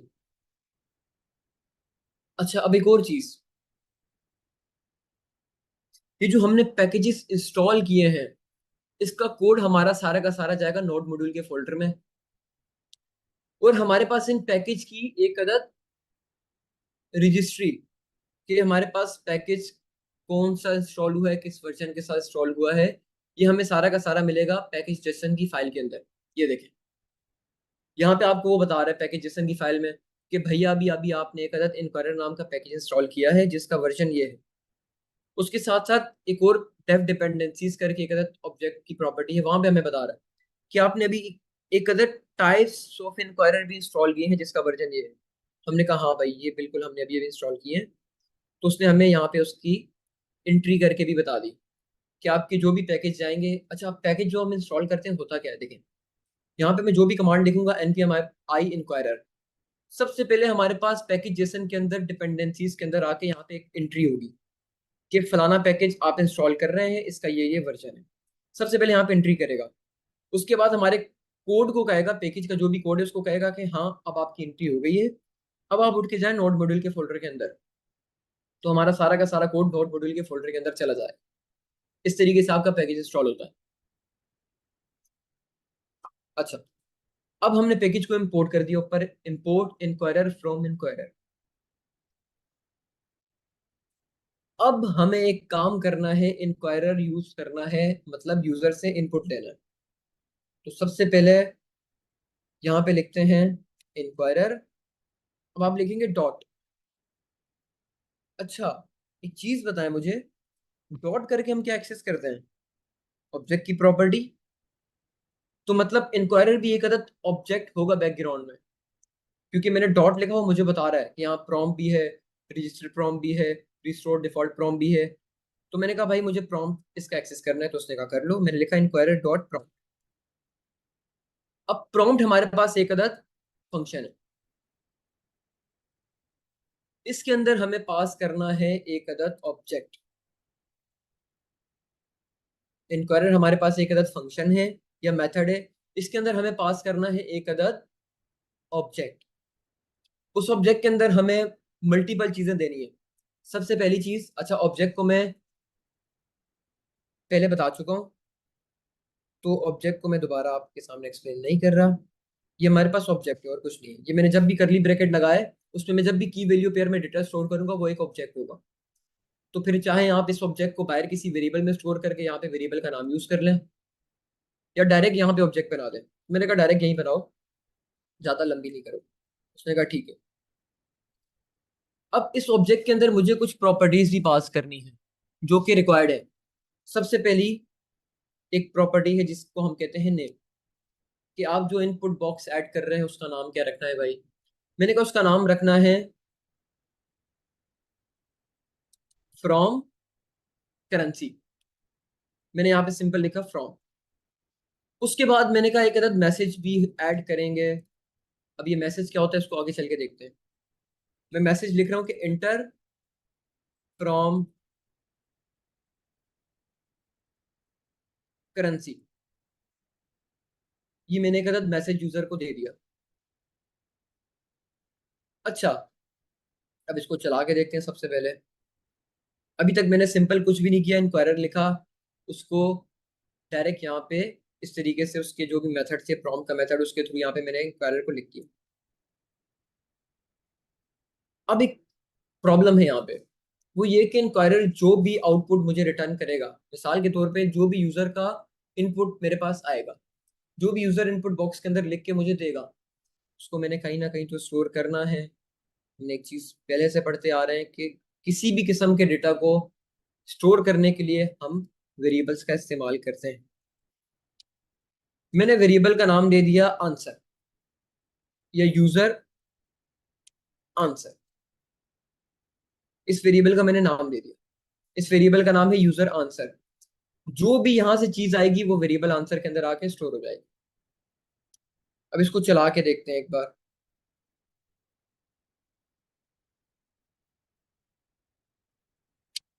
अच्छा जी, यहाँ पे कुछ लोग एक बात कर रहे हैं, उस बात पे अमल करने से पहले हम इसको एक बार एग्जीक्यूट करके देखते हैं। सबसे पहला काम है हमें इसको ट्रांसपाइल करना है टाइप स्क्रिप्ट से जावास्क्रिप्ट में। तो कर लेते हैं टीएससी आगे फाइल का नाम, सॉरी टीएस फाइल का नाम। मेरी टाइप स्क्रिप्ट जावास्क्रिप्ट में कन्वर्ट हो गई। अब मुझे टाइप जावास्क्रिप्ट को चलाना है, तो मैंने लिखा नोड आगे जावास्क्रिप्ट की फाइल का नाम। अब मेरे सामने एक अदद एरर आ गया। क्यों आया ये एरर?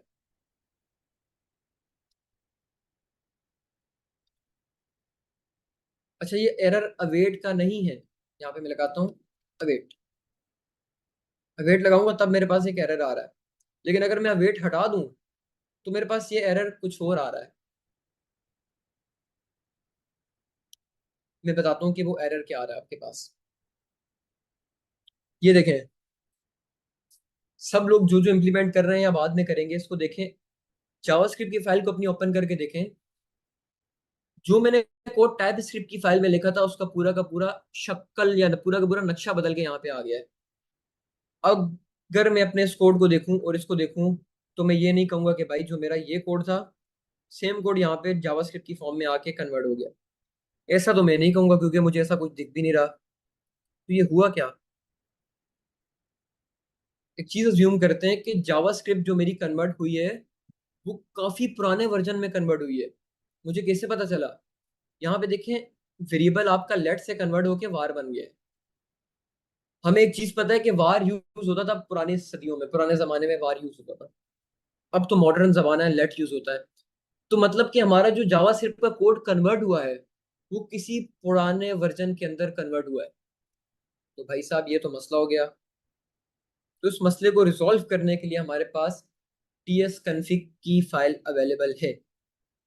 टीएस कन्फिग की फाइल ये कहती है कि आप मेरे अंदर कुछ कॉन्फ़िगरेशन सेटअप हैं, उस कॉन्फ़िगरेशन को अपने वर्जन के मुताबिक चेंज करो। मतलब कि जिस जावास्क्रिप्ट वर्जन में आप चाह रहे हैं कन्वर्ट करना, उसके मुताबिक टीएस कॉन्फ़िग की फाइल को चेंज करो। तो टारगेट के अंदर हम आके लिखते हैं ES 2022 या जो भी आपने वर्जन लिखना है। मैंने कहा कि 2022 वर्जन में मुझे कन्वर्ट करना है। जावास्क्रिप्ट का जो भी लेटेस्ट वर्जन चल रहा है उसके अंदर कन्वर्ट करना है, या 2022 एक स्टेबल वर्जन है तो उसमें कन्वर्ट करना है।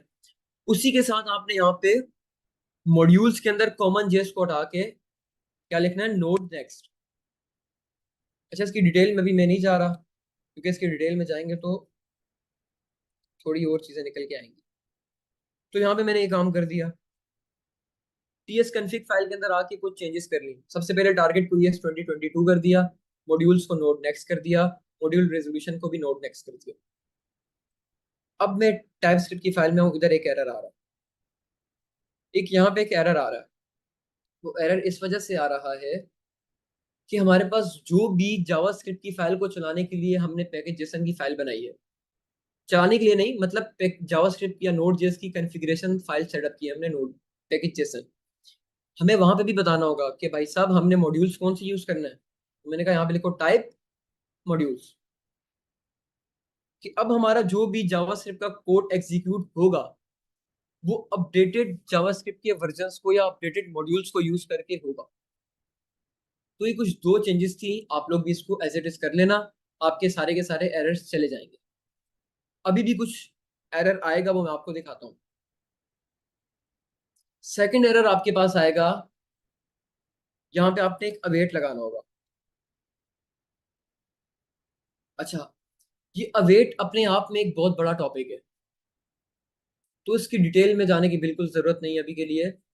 बस आप लोग ऐसा समझें कि यूजर हमें जो भी इनपुट देगा, ऐसा तो नहीं है कि हम यूजर से जैसी इनपुट मांगे वो हमें इंस्टेंटली इनपुट दे देगा। हो सकता है वो 2 सेकंड बाद इनपुट का हमें एंटर करके दे, हो सकता है वो थोड़ा डिले करके इनपुट दे, हो सकता है वो चाय पी रहा है, वो कहे चलो थोड़ी देर सब्र करते हैं, मैं फ्री हो जाऊँ फिर देता हूँ। तो यूजर तो करेगा वेट। तो हमने अवेट स्टेटमेंट यहाँ पे अवेट कीवर्ड लगाया, तो अब हमारा जावास्क्रिप्ट का कोड भी यहाँ पे वेट करेगा। वो कह रहा है कि यूजर से अगर आप वेट कर रहे हैं, चलो मैं भी वेट कर लेता हूँ, जब तक आप इनपुट नहीं देंगे मैं आगे नहीं जाऊंगा। हमारे कंपाइलर ने जिद पकड़ ली कि जब तक आप वेट करेंगे मैं भी वेट करूंगा, और हमें ये काम चाहिए क्योंकि इनपुट के बगैर हम आगे चल नहीं सकते। अगर यूजर इनपुट ही नहीं देगा, कोई उसके बगैर इनपुट के बगैर हमारी एप्लीकेशन में कोई काम हो नहीं सकेगा। तो हमने कहा हम भी यहाँ वेट करते हैं। अच्छा, अब इस कोड को चला के देखते हैं। सबसे पहले हम लिखते हैं, अब इसको क्लियर करते हैं, CLS करके क्लियर स्क्रीन करते हैं, और यहाँ पे अपनी कमांड लिखते हैं TSC index.ts।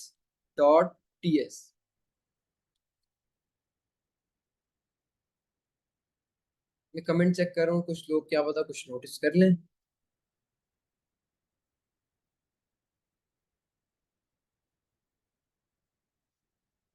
चलें, हमने कमांड लिखी TSC index.ts, एंटर मार दें।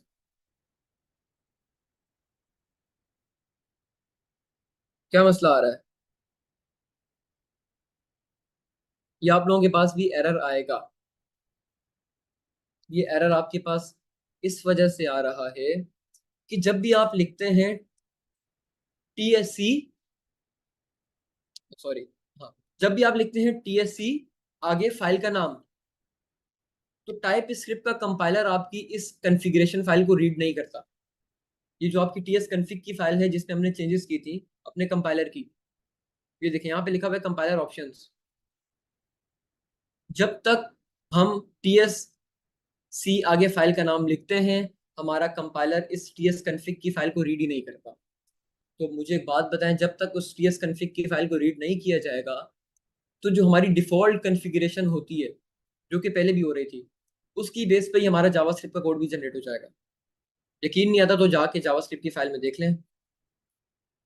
अच्छा एक मिनट, सॉरी मैंने एंटर नहीं प्रेस किया। हाँ, tsc index.ts एरर आया, लेकिन जावास्क्रिप्ट का कोड जनरेट हो गया होगा। ये देखें, ये काम तो वही पुराना वाला हो गया जिसकी पेज पे हमें पता है एरर आएगा ही आएगा।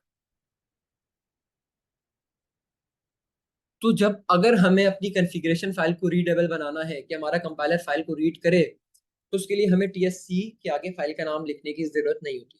हमें सिंपल लिखना है tsc और एंटर मारना है। आप tsc लिख के एंटर मारेंगे, आपकी फाइल ट्रांसफाइल हो गई जावास्क्रिप्ट में। लेकिन इस बार आपके कंपाइलर ने ts config की फाइल को भी रीड किया, उसकी बेस पे आपकी जावास्क्रिप्ट की फाइल जनरेट की। इसको यकीन नहीं आता तो खोल के देख लें एक बार। ये देखें, आपकी जो जावास्क्रिप्ट की फाइल है उसमें भी तकरीबन सेम कोड है जो आपकी टाइपस्क्रिप्ट की फाइल में था। हाँ, वो जरूर है कि आपकी टाइप्स जो होंगी वो रिमूव होके जावास्क्रिप्ट की फाइल बनेगी, लेकिन जावास्क्रिप्ट का वर्जन और इंपोर्ट स्टेटमेंट सारी की सारी सेम ही है। तो कुछ लोग होंगे जिनके पास ये एरर भी आ रहा होगा। तो इसको रिजॉल्व करने का तरीका है कि सिर्फ tsc लिखें, फाइल का नाम आगे से गायब कर दें, हटा दें। अब इसको एग्जीक्यूट करके देखते हैं। नोड index.js, फाइल चला के देखते हैं।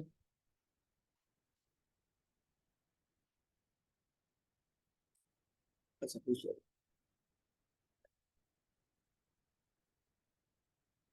अच्छा जी, अब वो मेरे से एक सवाल पूछ रहा है कि एंटर फ्रॉम करेंसी, मतलब कि वो करेंसी लिखो जिससे आपने कन्वर्ट करवाना है। मैंने कहा PKR to $, तो उसने कहा यहाँ पे लिखो PKR। मैंने लिखा PKR, लिख के एंटर मार दिया। आगे हमने कोड में कोई काम किया हुआ भी नहीं था, तो वो काम हुआ भी नहीं। ये हमारा वेरिएबल्स के अंदर तो आके स्टोर हो गया है, लेकिन इसको हमने कहीं यूज किया नहीं है, तो डेफिनेटली हमें कुछ दिखेगा भी नहीं। लेकिन अभी यहाँ पे एक बहुत बड़ी प्रॉब्लम है। वो प्रॉब्लम ये है कि मिसाल के तौर पे मैंने अपनी एप्लीकेशन के अंदर जो कंडीशन से चेक करवा रहा हूँ, अपनी एप्लीकेशन में मैं जिस कंडीशन से चेक करवा रहा हूँ वहां पे मैंने PKR को कैपिटल में लिखा हुआ है। मैं कह रहा हूँ कि अगर यूजर PKR कैपिटल में देगा तभी मैंने कन्वर्ट करवाना है। अब यूजर ठहरा सादा सा बंदा, उसने कहा यहाँ पे मैं लिख लेता हूँ PKR। ये थोड़ा और सादा ठहरा, उसने कहा यहाँ पे मैं लिख लेता हूँ पाकिस्तान। लेकिन अब प्रॉब्लम ये आएगी कि इस कंडीशन की बेस पे मेरी एप्लीकेशन में कोई भी मैंने चेक नहीं लगाएगा। मैंने तो सिर्फ PKR में चेक करना है, वो भी कैपिटल। तो यहाँ पे एक मसला हो जाएगा। अब यहाँ पे आप जब जाके देखेंगे $2 PKR जब आप कर रहे हैं, तो यहाँ पे आपको डायरेक्ट ऑप्शन नहीं दे रहा। वो कह रहा है कि भाई इन चेक बॉक्स से सिलेक्ट ऑप्शन है आपके पास, इसमें से कोई भी एक सिलेक्ट करो। तो मैं चाह रहा हूँ कि मेरी एप्लीकेशन में भी कोई इस तरीके का काम हो कि एक सिलेक्ट बॉक्स मेरे पास आ जाए जिसमें से मैं अपनी करेंसी सिलेक्ट कर दूं। तो इसको करने के लिए हमारे पास जो तरीकेकार मौजूद है वो है, यहाँ पे आप आए, इसकी टाइप डिफाइन करें। मैंने कहा जो भी मेरे पास, अच्छा ये मैं काम गलत फाइल में कर रहा हूँ, जावास्क्रिप्ट की फाइल में, तो आप लोगों ने ऐसा नहीं करना।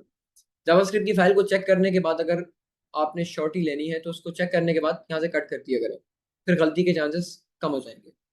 यहाँ पे आए, यहाँ पे लिखें टाइप, इनपुट बॉक्स की टाइप होगी।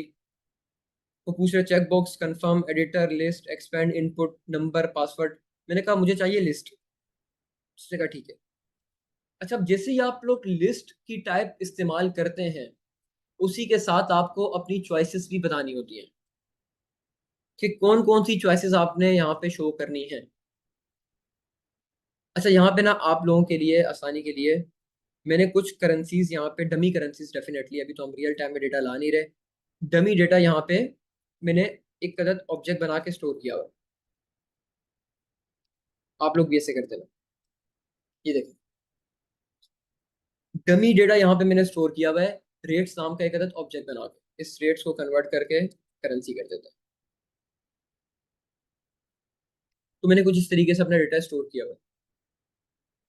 अब आप लोगों ने क्या करना है, आप लोगों ने भी सेम काम करना है, एक अदद डेटा स्टोर करना है करेंसीज का। अब यहाँ पे एक समझने वाली चीज है, वो ये है कि यहाँ पे मैंने एक चीज रिमूव की, यहाँ पे लिखा हुआ है बेस करेंसी।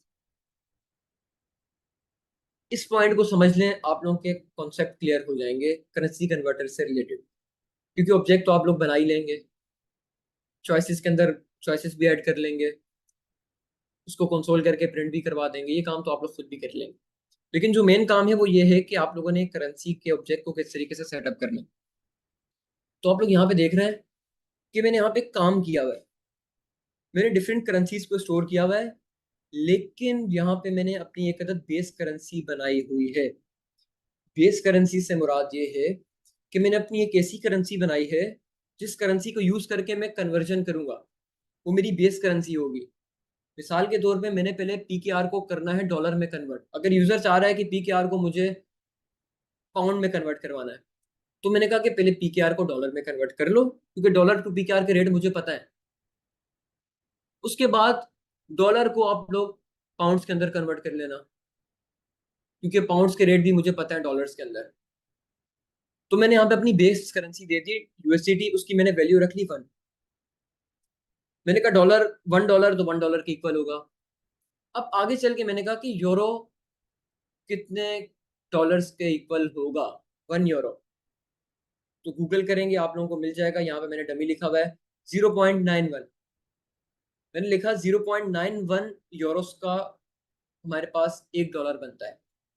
उसी के साथ साथ मैंने लिखा ये जीबीपी, पता नहीं किसकी करेंसी है, गूगल की थी, डमी करेंसी मिल गई थी तो यहाँ पे लिख दी। जीबीपी जो भी करेंसी है वो हमारे पास 0.76 जीबीपी $1 बनते हैं। उसी के साथ साथ 74.57 हमारे पास इंडियन रुपीस $1 बनते हैं। और इसी के साथ साथ पाकिस्तान की माशाल्लाह से 280 या 270 पाकिस्तानी रुपीस $1 बनते हैं। तो मतलब पहले मैंने अपनी सारी करेंसीज को डॉलर की बेस पे सेट कर दिया कि मेरी सारी करेंसीज $1 में कितनी आ सकती हैं।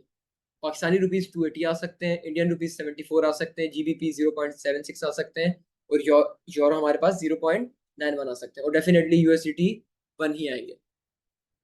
तो यहाँ पे मैंने बेस करेंसी सेट कर दी। अच्छा, अब ये वाली करेंसीज को ही मैंने यहाँ पे लिस्ट बना के लिख लेना है। मैंने कहा सबसे पहले आप लिखो यूएसडीटी, अच्छा कैपिटल में लिख लें यूएसडीटी। उसके बाद आप लिख लो यहाँ पे यूरो। उसके बाद यहाँ पे आप लिख लो जीबीपी। उसके बाद आप यहाँ पे लिख लो IN, इंडियन रुपीस। उसी के साथ साथ आप यहाँ पे लिख लो PKR, इसको भी इनपुट बॉक्स के अंदर, सॉरी स्ट्रिंग के अंदर लिख लो। मैंने अपनी लिस्ट की चॉइसेस भी यहाँ पे सेट कर दी। अब इसको चला के देखते हैं कि चॉइसेस हमारे पास आ रही हैं या नहीं आ रही। अच्छा, ये मैं 2 कमांड को मर्ज करके लिख रहा हूँ, और आई होप ये सिंटेक्स आप लोगों को पता होगा। ये देखें, मेरे सामने एक अदद लिस्ट शो हो गई। वो कह रहा है कि यूज एरो की, वो कह रहा है कि एरो की यूज करके अपनी मर्जी की सिलेक्ट कर दो।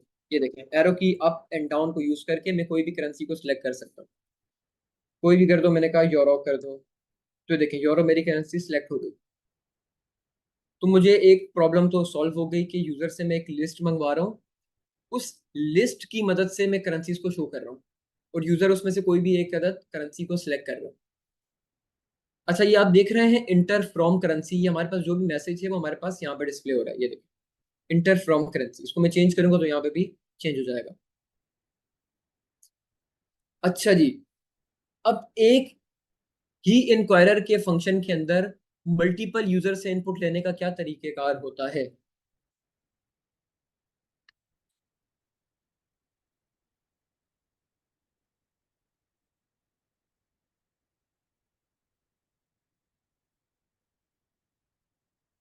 क्या करूं, एरे बना दूं? हाँ, आप लोग एक काम कर सकते हैं, आप लोग इसको कॉपी पेस्ट करें, यूजर आंसर 2, इस तरीके से भी आप कर सकते हैं। लेकिन मैं चाह रहा हूँ कि एक ही इंक्वायरर का ऑब्जेक्ट यूज करके मल्टीपल काम कर लूँ, मुझे बार बार वेरिएबल बनाने की जरूरत नहीं है। तो यहाँ पे मैं एक काम करूंगा, यहाँ पे मैं एक अदद न्यू ऑब्जेक्ट बनाऊंगा। मैं यहाँ पे लगाऊंगा कॉमा, सबसे पहले तो मुझे इसको एक अदद एरे बना के स्टोर करना होगा।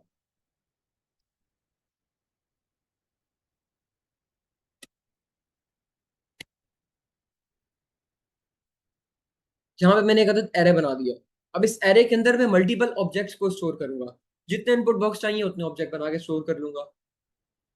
अब यहाँ पे मुझे सेम नाम का एक और भी चाहिए, मैं चाह रहा हूँ कि सेम हो, इसको मैंने किया यहाँ से कॉपी, यहाँ पे मैंने इसको किया पेस्ट। अब इस फ्रॉम को मैं करके कन्वर्ट कर दूंगा टू के अंदर, यहाँ पे मैं लिख लेता हूँ टू, और करेंसी तो डेफिनेटली सेम होंगी, क्योंकि यहाँ से भी एक करेंसी सिलेक्ट होगी, यहाँ से भी एक करेंसी सिलेक्ट होगी। अब तीसरी चीज भी मुझे यूजर से इनपुट लेनी है, वो क्या होगी? यूजर से तीसरी चीज भी लेनी है, बिल्कुल, अमाउंट, कि भाई साहब आपने कितनी अमाउंट को कन्वर्ट करवाना है एक करेंसी से दूसरी करेंसी में। तो सेम काम यहाँ पे भी एक लिखें, नेम, उस नेम के अंदर लिख लें अमाउंट, उसके अंदर आप लिख लें मैसेज, एंटर योर अमाउंट। अच्छा, अब इसकी टाइप ना स्ट्रिंग नहीं होगी, नंबर भी नहीं हो, सॉरी, स्ट्रिंग भी नहीं होगी, लिस्ट भी नहीं होगी, इसकी टाइप होगी हमारे पास नंबर। 3 इनपुट बॉक्स हमने सेटअप कर दिए यहाँ पे। इसको चला के देखते हैं कि तीनों इनपुट बॉक्स हमारे से को पूछ रहा है या नहीं पूछ रहा है। इसको करते हैं क्लियर स्क्रीन, इसको चला के देखते हैं। हाँ भाई, सबसे पहला सवाल तो आ गया, इंटर फ्रॉम करेंसी, मैंने कहा यूएसडीटी, ये देखें। दूसरा सवाल भी पूछ रहा है इंटर टू करेंसी, मैंने कहा पीकेआर। तो पूछ रहा है इंटर योर अमाउंट, मैंने कहा $100 को कन्वर्ट करना है। तो ये तीनों सवालों के जवाब मैंने दिए। ऑब्वियसली उसके बाद हमने प्रोग्राम में आगे कुछ किया नहीं था, तो आगे कुछ प्रिंट भी नहीं हुआ। तो यूजर से हमने 3 इनपुट बॉक्स में की मदद से तीनों इनपुट ले लिए, एक फ्रॉम करेंसी ले लिया, एक टू करेंसी ले लिया, एक नंबर करेंसी ले लिया। हाँ जी। अब सबसे इंपॉर्टेंट बात, हमारे पास ये करेंसीज का डेटा सारा का सारा मौजूद है। अब यूजर हमें यूएसडीटी भी दे सकता है, यूरो भी दे सकता है, इंडियन रुपीस भी दे सकता है, जीबीपी भी दे सकता है, पीकेआर भी दे सकता है, उसकी मर्जी, लिस्ट में जो भी दे। तो हम सबसे पहले काम करते हैं कि यूजर हमें जो भी इनपुट बॉक्स में देगा, इनपुट में यूजर हमें जो भी करेंसी देगा, उस करेंसी की एक अदद अमाउंट यहाँ से हम निकाल देते हैं। सबसे पहले हमारा ये टास्क है, और उसको एक वेरिएबल में स्टोर कर देते हैं। मैंने कहा लेट फ्रॉम करेंसी या फ्रॉम अमाउंट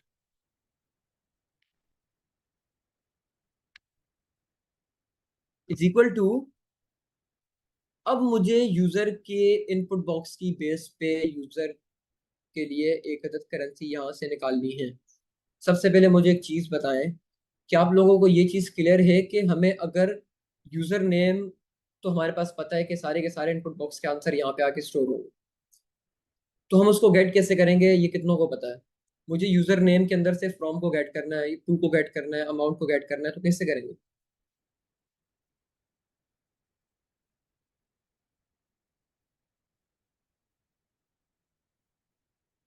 डॉट नोटेशन के साथ। मैं बताता हूँ ये क्यों करेंगे। देखिए, जब भी इंक्वायरर का पैकेज चलता है, ये वाला हमारा का सारा काम एग्जीक्यूट होता है, ये वाला कोड चलता है, तो इंक्वायरर की मदद से इंक्वायरर हमारे लिए अपने जो भी कोड लिखा हुआ है उसकी मदद से यूजर से सवाल पूछता है। जितने भी सवाल की लिस्ट है उतने सारे के सारे सवाल पूछेगा। वो सारे के सारे सवाल पूछने के बाद हमें यूजर आंसर नाम के वेरिएबल के अंदर एक अदद ऑब्जेक्ट ला के स्टोर करवा देगा। वो कहेगा कि आपका ऑब्जेक्ट के अंदर पहली प्रॉपर्टी है फ्रॉम, दूसरी है टू, तीसरी है अमाउंट, और इनके अंदर इसकी वैल्यूज आके स्टोर हो जाएंगी जो भी यूजर इनपुट करेगा। इसको एक बार कंसोल करके देख लेते हैं। इसको करते हैं कमेंट, इसको चल के देखते हैं। यहाँ पे लिखते हैं एक अदद कंसोल, यहाँ पे लिखते हैं यूजर आंसर, कि भैया यूजर ने क्या आंसर किया, उसको कंसोल करके देख लो। इसको चला के देखते हैं। यूजर ने फ्रॉम करेंसी सिलेक्ट की यूएसडीटी, टू करेंसी सिलेक्ट की पीकेआर, अमाउंट अपनी डाली 100। ये देखें, जब मैंने यूजर आंसर्स को प्रिंट किया या कंसोल किया तो मेरे पास एक अदद ऑब्जेक्ट आ गया, ये वाला। जिसकी प्रॉपर्टी में सबसे पहले फ्रॉम है, फिर टू है, फिर अमाउंट है। और अच्छा एक चीज गौर करें, इनकी जो भी वैल्यूज हैं वो वही वैल्यूज हैं जो यूजर ने हमें इनपुट में दी हैं। इसको चेंज करके देखते हैं। फ्रॉम करेंसी को जीबीपी करते हैं, टू को यूरो करते हैं, अमाउंट अपनी तो डाल देते हैं। ये देखें, जो भी यूजर हमें इनपुट में दे रहा है उसकी बेस से हमारे ऑब्जेक्ट की प्रॉपर्टीज की वैल्यू हर बार अपडेट हो रही है। लेकिन एक चीज गौर करें कि हमारे पास प्रॉपर्टी हर बार सेम ही है। यहाँ पे फ्रॉम है, यहाँ भी फ्रॉम है, यहाँ टू है, यहाँ भी टू है, यहाँ अमाउंट है, यहाँ भी अमाउंट है। तो ये कैसे सेट हो गई?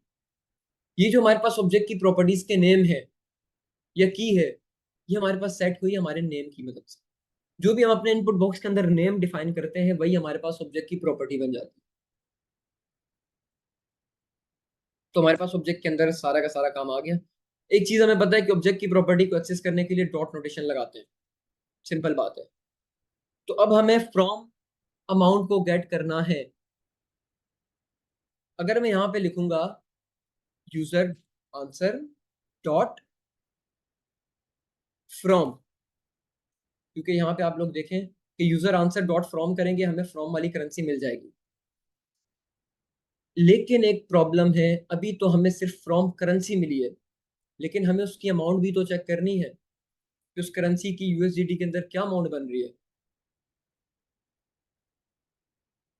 और एक बात मैंने पहले अर्ज की थी कि हमें ऑब्जेक्ट की प्रॉपर्टी को एक्सेस करना है। मिसाल के तौर पे मुझे अपनी करेंसी के अंदर से यूजर के इनपुट वाली चीज को एक्सेस करना है, तो मैं डॉट लगा के तो नहीं कर सकता भाई। डॉट लगा के करूंगा मुझे हार्ड कोडेड देना पड़ेगा, यूरो एक्सेस करना है, इंडियन रुपीस करना है, पीकेआर करना है, यूएसडीटी करना है। तो ऑब्जेक्ट की प्रॉपर्टी को डायनेमिकली एक्सेस करने का क्या तरीका होता है? कौन सी नोटेशन? Square notation. तो मैं यहाँ पे लगाऊंगा स्क्वायर ब्रैकेट। अब स्क्वायर ब्रैकेट में मैंने अपनी प्रॉपर्टी का नाम देना है। अब प्रॉपर्टी का नाम मैं हार्ड कोडेड तो देने से रहा, क्योंकि हार्ड कोडेड देंगे तो पहले वाला ही काम कर लेते डॉट वाला। हमें ऐसा तो करना नहीं है। हमें करना है जो भी user answer dot from, user answer dot from, ये कहते ऑब्जेक्ट आएगा हमारे पास, उस ऑब्जेक्ट की प्रॉपर्टी होगी फ्रॉम। जो भी वैल्यू इस प्रॉपर्टी के अंदर आएगी उसको हमें गेट करना है। तो यहाँ पे मैं लिखूंगा यूजर आंसर डॉट फ्रॉम। अच्छा ये एरर वही वाला एरर है, तो इसको भी यानी कर देते हैं, मसला नहीं है। User answer dot from. अब यूजर आंसर डॉट फ्रॉम के अंदर हमें यूजर आंसर फ्रॉम वाला है, इस लिस्ट में से कोई भी एक चॉइस मिलेगी। फर्ज कर लेते हैं यूएसडीटी मिलेगा, तो इस यूजर आंसर डॉट फ्रॉम पूरे की जगह पे हमें क्या मिल जाएगा? यूएसडीटी स्ट्रिंग के अंदर। यस, पूरे की जगह पे हमारे पास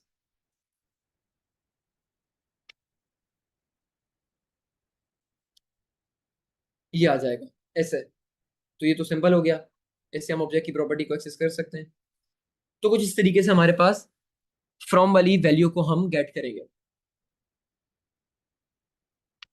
दूसरा वेरिएबल बनाते हैं टू अमाउंट। सेम काम करेंगे, currency square bracket user answer dot to. अब इस टू के अंदर भी यूजर जो भी करेंसी सिलेक्ट करेगा, टू करेंसी किस में कन्वर्ट करवाना है, तो या यूएसडीटी आएगा, या यूरो आएगा, या जीबीपी, इन आईएनआर, पीकेआर, जो भी आएगा वो यहाँ पे आ जाएगा। इस पूरी की पूरे ऑब्जेक्ट की प्रॉपर्टी की जगह वो आ जाएगा। अगर इसकी जगह वो आएगा तो करेंसी के अंदर से मिसाल के तौर पे पीकेआर सिलेक्ट किया तो पीकेआर की वैल्यू उठ के आ जाएगी। तो ये सारी की सारी प्रॉपर्टीज, उसकी वैल्यूज हमारे पास उठ के आएंगी, फ्रॉम अमाउंट और टू अमाउंट के अंदर आके सेट हो जाएंगी। इसको एक बार कंसोल करके देख लेते हैं, इन दोनों चीजों को। कंसोल मैंने किया फ्रॉम अमाउंट, उसके बाद दोबारा कंसोल किया टू अमाउंट, और इसको रन करके देखते हैं। हाँ भाई, फ्रॉम करना है हमें यूएसडीटी से, टू करना है हमें इंडियन रुपीस के अंदर, अमाउंट हमें डालनी है 200। ये देखें, फ्रॉम वाली 1 रहेगी क्योंकि यूएसडीटी की क्या वैल्यू है? 1। टू वाली रहेगी 74.57। क्यों? क्योंकि यहाँ पे इंडियन रुपीस की वैल्यू क्या है? 74.57।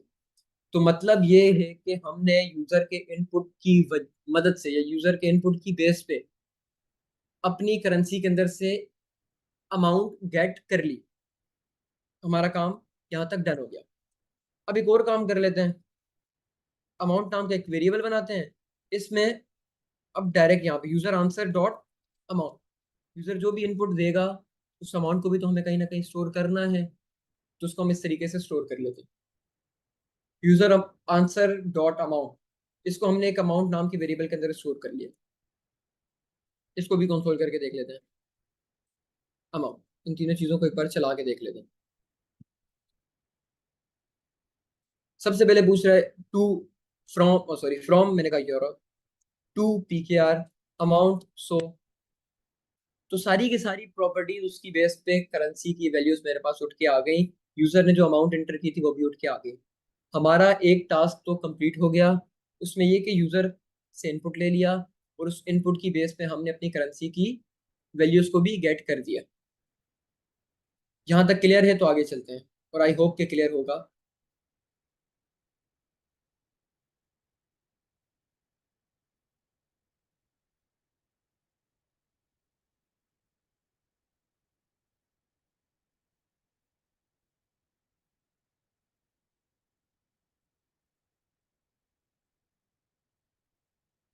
हमारा पहला काम तो हो गया, एक बार रिपीट कर देते हैं इसे क्योंकि रिपीट के मैसेज आ रहे हैं। हाँ उकाशा, जी जी ओकाशा टाइम काफी हो गया है, रिपीट में तो वीडियो को ये दोबारा भी देख लेंगे ना, वीडियो चले अवेलेबल ठीक होगी। है, नो प्रॉब्लम। इस प्रोजेक्ट को कंप्लीट कर लें क्योंकि 12:30 हो चुके हैं ऑलरेडी। चले ठीक है ठीक। अच्छा, अब हमारा सेकंड काम है,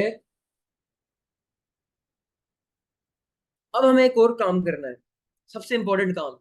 वो काम ये है कि जो भी हमें यूजर ने इनपुट में करेंसी दी है या जो भी अमाउंट दी है, यूजर ने मिसाल के तौर पे हमें इनपुट में दिया है 5,000 पाकिस्तानी रुपीज, यूजर ने हमें ये इनपुट दिया है, क्या दिया है? 5,000 पाकिस्तानी रुपीज। सबसे पहले हमें इसको कन्वर्ट करना है अपनी बेस करेंसी के अंदर। साल के तौर पे यहाँ पे लिखते हैं अपनी बेस, एक वेरिएबल बनाते हैं जिसका हम नाम रखते हैं base amount is equal to, अब जो भी यूजर ने हमें अमाउंट दी है, जो भी हमें यूजर ने अमाउंट दी है उसको हमें कन्वर्ट करना है बेस अमाउंट के अंदर। बेस करेंसी से मुराद डॉलर के अंदर कन्वर्ट करना है। ये बात मैंने पहले कही थी कि हमें जो भी यूजर इनपुट में अमाउंट देगा हमें उसको किसी एक बेस करेंसी बना के उसके अंदर कन्वर्ट करना जरूरी है। तो मैंने कहा कि इस करेंसी को कन्वर्ट कर दो बेस करेंसी के अंदर। अच्छा, अब यहाँ पे चीज गौर करें, गौर करने वाली बात यह है कि जो भी यूजर ने करेंसी ऐड की थी उसकी बेस करेंसी क्या थी? हर करेंसी की बेस करेंसी हमने रखी है यूएसडीटी। उस करेंसी के अगेंस्ट यूएसडीटी जितने भी बन रहे थे, 1 यूएसडीटी के अंदर जितनी भी वो करेंसी आ रही थी हम उसकी प्राइस यहाँ पे गेट कर ली थी। 1 यूएसडीटी हमने अपनी बेस करेंसी रखी है, तो 1 यूएसडीटी के अंदर जितनी भी ये करेंसीज आती हैं, अगर पाकिस्तानी रुपीज हैं तो वो 280 आते हैं, तो उसको हमने गेट कर लिया था। अब इसको हमें यूजर की अमाउंट को कन्वर्ट करना है बेस करेंसी के अंदर। कैसे करेंगे? यहाँ पे लिखेंगे amount divided by from amount. From amount से मुराद जो भी यूजर की करेंसी सिलेक्ट की है जिससे उसे कन्वर्ट करवाना है, उसकी हमें डॉलर हमने कन्वर्ट करके रख लिया है। मिसाल के तौर पे मैंने, अच्छा एक बात बताएं, इसको सिंपलीफाई करते हैं, बहुत सिंपल बनाते हैं। मैंने कन्वर्ट करना है पीकेआर टू डॉलर। अब पीकेआर टू डॉलर कन्वर्ट करने के लिए मेरे पास पड़े हुए हैं 15,000 पीकेआर, मुझे इसको डॉलर में कन्वर्ट करना है, क्या करूंगा? पीकेआर को डॉलर में कन्वर्ट करना है, क्या करूंगा?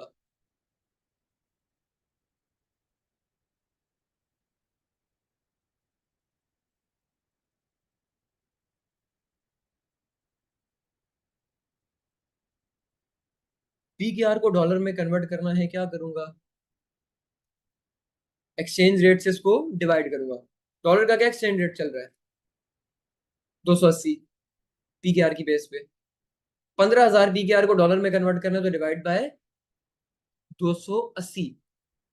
अभी आप लोग गौर कर रहे हैं कि 280 यहाँ पे मैंने हार्ड कोडेड लिखा है, लेकिन यहाँ पे हम लोग डायनेमिकली गेट कर रहे हैं कि यूजर जो भी अमाउंट लिख रहा है उसकी बेस पे आप लोग बेस करेंसी उठा के ले आओ, उसको डॉलर में कन्वर्ट करो। तो हमने उसकी डॉलर की वैल्यू ऑलरेडी यहाँ पे सेट की थी, तो यहाँ पे हमने उसको गेट भी कर दिया। तो 280 डायरेक्ट लिखने की बजाय मैंने लिखा फ्रॉम अमाउंट, क्योंकि हर बार पी के आर को कन्वर्ट नहीं करना होगा, कभी यूरो को भी कन्वर्ट करना होगा, कभी इंडियन रुपीज को भी कन्वर्ट करना होगा।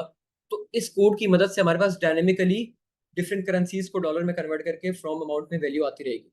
फ्रॉम अमाउंट में हमें एक्सचेंज रेट मिलता रहेगा हर बार डिफरेंट।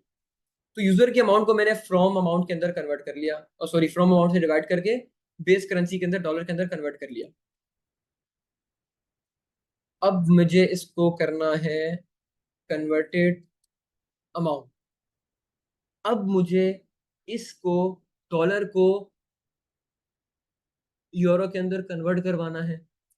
क्या करूंगा, मुझे डॉलर सॉरी डॉलर को यूरो में कन्वर्ट करना है।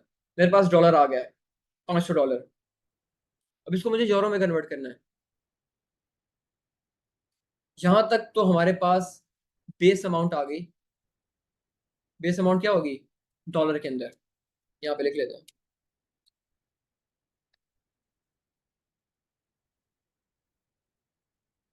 बेस करेंसी में हमने कन्वर्ट कर लिया, और बेस करेंसी में कन्वर्ट करना इसलिए जरूरी था क्योंकि हर बार यूजर डिफरेंट करेंसीज को कन्वर्ट करेगा, तो हमने अपनी एक बेस करेंसी बना दी। सबसे पहले हमने यूजर के अमाउंट को बेस करेंसी में कन्वर्ट कर लिया, उसका एक्सचेंज रेट हमने इसकी मदद से उठा के लिया है। डॉलर हमारे पास आ गया। अब इस डॉलर को हमें यूरो में कन्वर्ट करना है। पी के आर टू डॉलर हमारा, और सॉरी पी के आर टू यूरो हमारा टारगेट था। पी के आर टू डॉलर तो हमने कन्वर्ट कर लिया, पी के आर को डॉलर में कन्वर्ट कर दिया। अब इस डॉलर को यूरो में कन्वर्ट करवाना है, तो मैं करूंगा बेस अमाउंट, जो भी मेरे पास बेस अमाउंट आई है। बेस अमाउंट से मुराद कितने डॉलर आए, यहाँ पे मेरे पास मिसाल के तौर पे आ गए, अगर 1500 को करना है या 1000 को करना है तो मेरे पास $4 आ गए। अब इस $4 को मैंने कन्वर्ट करना है यूरो के अंदर, तो मैं इसको मल्टीप्लाई कर दूंगा टू अमाउंट के अंदर। टू अमाउंट भी मेरे पास एक्सचेंज रेट आएगा उस करेंसी का जिसके अंदर मैंने कन्वर्ट करवाना है। Base amount multiply by two amount, तो एक छोटा सा एक फॉर्मूला ही कह लें इसको। अब इसको कंसोल करके देखते हैं कन्वर्टेड अमाउंट को। अच्छा, मुझे एक चीज, थोड़ी सी इस चीज का एहसास है कि थोड़ी चीजें कॉम्प्लेक्स हो रही हैं, थोड़ी थोड़ी चीजें। एक तो ये दो चीजें नई आई हैं, ऑब्जेक्ट की वैल्यू गेट करना, और एक ये फॉर्मूला। अच्छा, ये फॉर्मूला जो हमारे पास है, ये हमारे पास एक बेसिक सा फॉर्मूला है कि अगर एक करेंसी से दूसरी करेंसी में कन्वर्ट करना है, एक तो तरीका ये है कि हम हार्ड कोडेड उसके एक्सचेंज रेट से मल्टीप्लाई कर दें। लेकिन अगर हमें उसका एक्सचेंज रेट नहीं पता, या मिसाल के तौर पे हमें यही नहीं पता कि किस करेंसी से किस में कन्वर्ट करना है, तो हम यूजर पे छोड़ लेते हैं, वो जो भी इनपुट देगा। यूजर कोई भी इनपुट दे, हमें उसको पहले एक बेस करेंसी बनानी है, उसमें कन्वर्ट करना है। आप लोग बेस करेंसी पीकेआर को भी बना सकते हैं, बेस करेंसी यूरो को भी बना सकते हैं, आपकी मर्जी है। लेकिन फिर उसकी बेस पे आप लोगों ने इन वैल्यूज को भी सेट करना होगा। यहाँ तक क्लियर है? अब इसको चला के देखते हैं। हमारी एप्लीकेशन ऑलमोस्ट रेडी है। इसको सबसे पहले करते हैं क्लियर। अब इसको चला के देखते हैं। मैंने कहा भाई मुझे कन्वर्ट करना है यूरो से पीकेआर के अंदर, और मुझे 5 यूरो कन्वर्ट करवाना है। तो ये देखें, मेरे पास 5 यूरो इसके अंदर कन्वर्ट होके आ गए। अच्छा, ये पॉइंट के बाद इतने सारे नंबर आ रहे हैं, इसको कंट्रोल करने का एक तरीका है, वो बताता हूँ। अभी के लिए खाली एप्लीकेशन की एक्यूरेसी चेक करें। मैंने कहा मुझे करने हैं इस बार पीकेआर से डॉलर में कन्वर्ट, तो मुझे करने हैं अपने 1000 या 500 पीकेआर को कन्वर्ट करवाना है। ये देखें $1.7। मेरी एप्लीकेशन रेडी हो गई है। एक बार दोबारा चला के देखते हैं। मैंने कहा भाई साहब मुझे करना है यूएसडीटी या यूरो से पीकेआर में कन्वर्ट करना है। मेरे पास पड़े हुए हैं 1000 यूरो, तो कितने बन रहे हैं? 30,000 रुपये बन रहे हैं पाकिस्तानी। तो ये हमारी एप्लीकेशन कंप्लीट। ये जो पॉइंट के बाद इतने सारे नंबर आ रहे हैं, इसको कंट्रोल करने का हमारे पास कुछ तरीकेकार मौजूद हैं, लेकिन अभी के लिए उसको इग्नोर करें। आप लोग इसको खुद चेक करना कि पॉइंट के बाद डिजिट को कंट्रोल करने के लिए जावास्क्रिप्ट में क्या करते हैं। अभी के लिए हमारा काम ऑलमोस्ट डन हो गया।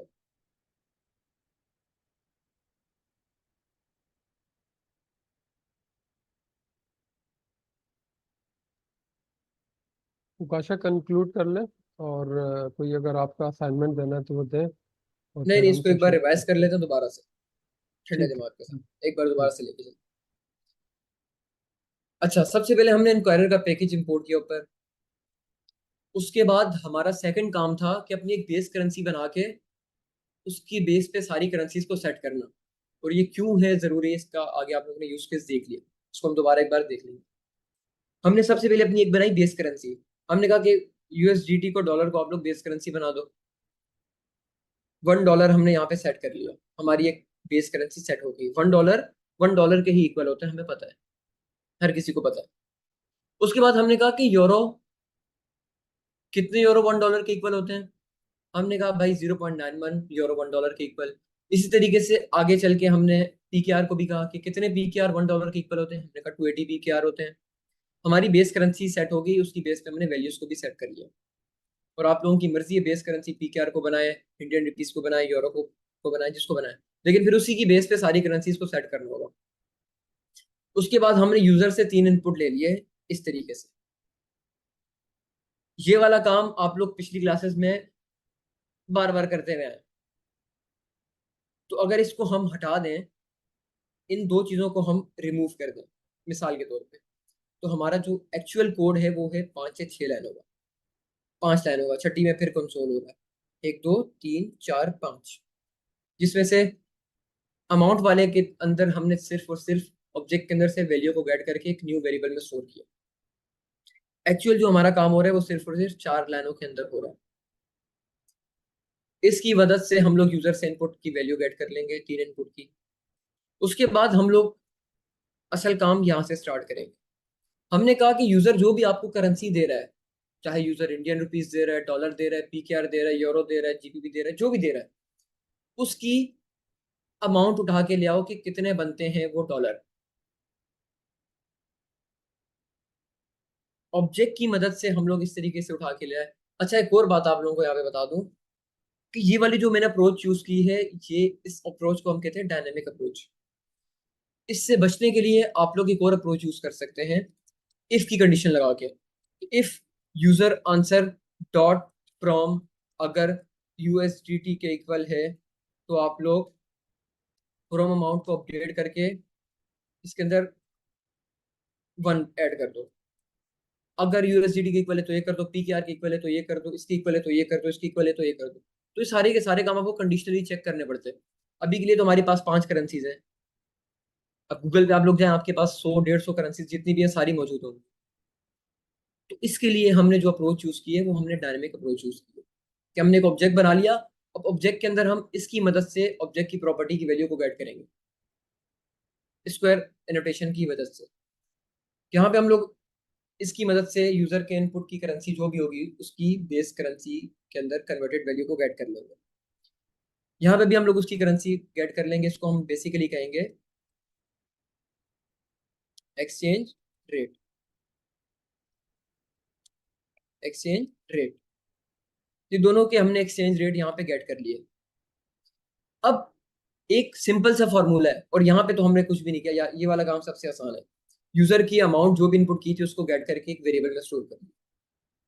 अब जो ये वाला काम है ये कदर फॉर्मूले के तहत हो रहा है कि अगर आपने एक अमाउंट को डॉलर के अंदर कन्वर्ट करवाना है तो उसके एक्सचेंज रेट से उसको डिवाइड कर दो। पीकेआर को डॉलर में कन्वर्ट करना है तो पीकेआर के एक्सचेंज रेट को डॉलर का जो भी एक्सचेंज रेट होगा उससे डिवाइड करवा दो। 1000 पीकेआर को डॉलर में कन्वर्ट करना है, 1000 को 280 से डिवाइड करवा दो। इंडियन रुपीज में कन्वर्ट करवाना है तो 74.54 से उसको डिवाइड करवा दो। तो अगर इस तरीके से हम करेंगे हमारे पास हमारे डॉलर आ जाएंगे। मिसाल के तौर पे हमारे पास $4 आ गए। अब डॉलर को हमने कन्वर्ट करना है अपनी 2 वाली करेंसी के अंदर, जिस करेंसी में हम लोग कन्वर्ट करवाना चाह रहे हैं। $4 है, इसको यूरो में कन्वर्ट करवाना है तो 4 को यूरो के एक्सचेंज रेट से मल्टीप्लाई करवा देंगे। डॉलर और यूरो का जो भी एक्सचेंज रेट चल रहा होगा, हमें क्या पता क्या चल रहा है, हम ऑब्जेक्ट की मदद से उठा के ले आएंगे डायनेमिकली। तो हमारे पास यहाँ पे 2 अमाउंट के अंदर एक्सचेंज रेट आ जाएगा, बेस अमाउंट के अंदर हमारे पास बेस डॉलर आ जाएंगे। इसको जब हम मल्टीप्लाई करेंगे तो हमारे पास कन्वर्टेड अमाउंट आ जाएगी। उस कन्वर्टेड अमाउंट को जब हम कंसोल करेंगे तो हमारे पास हमारा डिजायर्ड आउटपुट आ जाएगा। इसको एक बार दोबारा रन करके देखते हैं, फिर क्लास एंड करते हैं। मैंने कहा भाई यूरो को कन्वर्ट या पीकेआर को कन्वर्ट करवाना है यूएसडीटी के अंदर, 1500 पीकेआर को कन्वर्ट करना है यूएसडीटी के अंदर, $5.3 बन रहे हैं ये टोटल। अच्छा सर, ये क्लियर है चीजें? आई होप कि क्लियर हो गई होंगी। अगर क्वेश्चन लेने हैं, टाइम है तो बता दें, क्वेश्चन ले लेते हैं। हाँ सर, 5 मिनट में ले लें जो क्वेश्चन लेने हैं। मैं एक आधा कोई चले आपको बेहतर 5 लगता मिनट है के अंदर ले लें। तो आप खुद से माइक म्यूट कर दें जिसको अनम्यूट करना चाहें, या वो कमेंट पढ़ के देने तो आप देते। चले मैं कर लेता हूँ। अच्छा, हैंड रेस कर लें जिनके क्वेश्चन है। मैं अब्दुल लतीफ आपको अनम्यूट कर रहा हूँ। ठीक है ना। अब्दुल लतीफ। अस्सलाम। अच्छा, वालेकुम मुझे ये सलाम। पूछना था कि जो सबसे पहले आपने थोड़ा सा ऊपर करेंगे। एक चीज। हाँ, बिल्कुल टॉप पे आ जाए। जो ओके। आपने करेंसी, हाँ, तो यूएसडी $1 दिए, तो इसका मतलब ये मैं जो समझाऊं कि एक डॉलर जो है वो 0.91 यूरो के बराबर है, और पाउंड जो है 0.76 बराबर है, यही है ना। अच्छा बिल्कुल यही है। देखिए हमने एक बेस करेंसी बना दी, क्योंकि हमें सबसे पहले अपनी अमाउंट को बेस करेंसी में कन्वर्ट करना है, क्योंकि हमें नहीं पता कि यूजर किस करेंसी से किस करेंसी के अंदर कन्वर्ट करवाना चाह रहा है। हाँ, अगर हमें ये पता होता कि किस करेंसी से किस करेंसी में कन्वर्ट करवाना है तो सिंपली फंडा था, फिर तो कोई मसला ही नहीं था। हम लोग उसकी अमाउंट को उस डिजायर्ड करेंसी से मल्टीप्लाई करवा देते, हमारा काम हो जाता। लेकिन अभी हमें नहीं पता, तो इसलिए हमने बीच में एक अदद अपनी बेस करेंसी सेट कर दी। उस बेस करेंसी में सबसे पहले हम अपनी अमाउंट को कन्वर्ट करवाएंगे। अब हमें पता है कि डॉलर के अंदर हमारी अमाउंट आके कन्वर्ट हो गई है। इस फॉर्मूले के तहत हमने अपनी अमाउंट को डॉलर में कन्वर्ट कर दिया। अब मुझे बताएं, डॉलर टू पीकेआर जाना या डॉलर टू यूरो जाना कुछ मुश्किल है? हम उसके एक्सचेंज रेट से मल्टीप्लाई करवा देंगे तो हमारे पास आउटपुट आ जाएगा।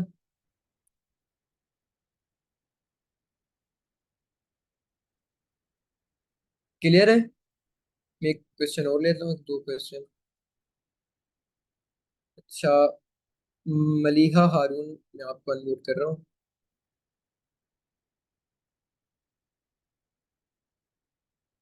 अच्छा सर, आप अनम्यूट करते हैं मेरे पास आई थिंक। जी ओकाशन में करते हैं। मलिहा। मीडिया तो आउट अच्छा, ही हैंड होगा। रेस कर दें, गलती से आपको लोअर हैंड हो गया था तो, या किसी को और कर ले क्वेश्चन। ये अलिश्बा है, अलिश्बा को अनम्यूट करते हैं। जी करें, अनम्यूट करें।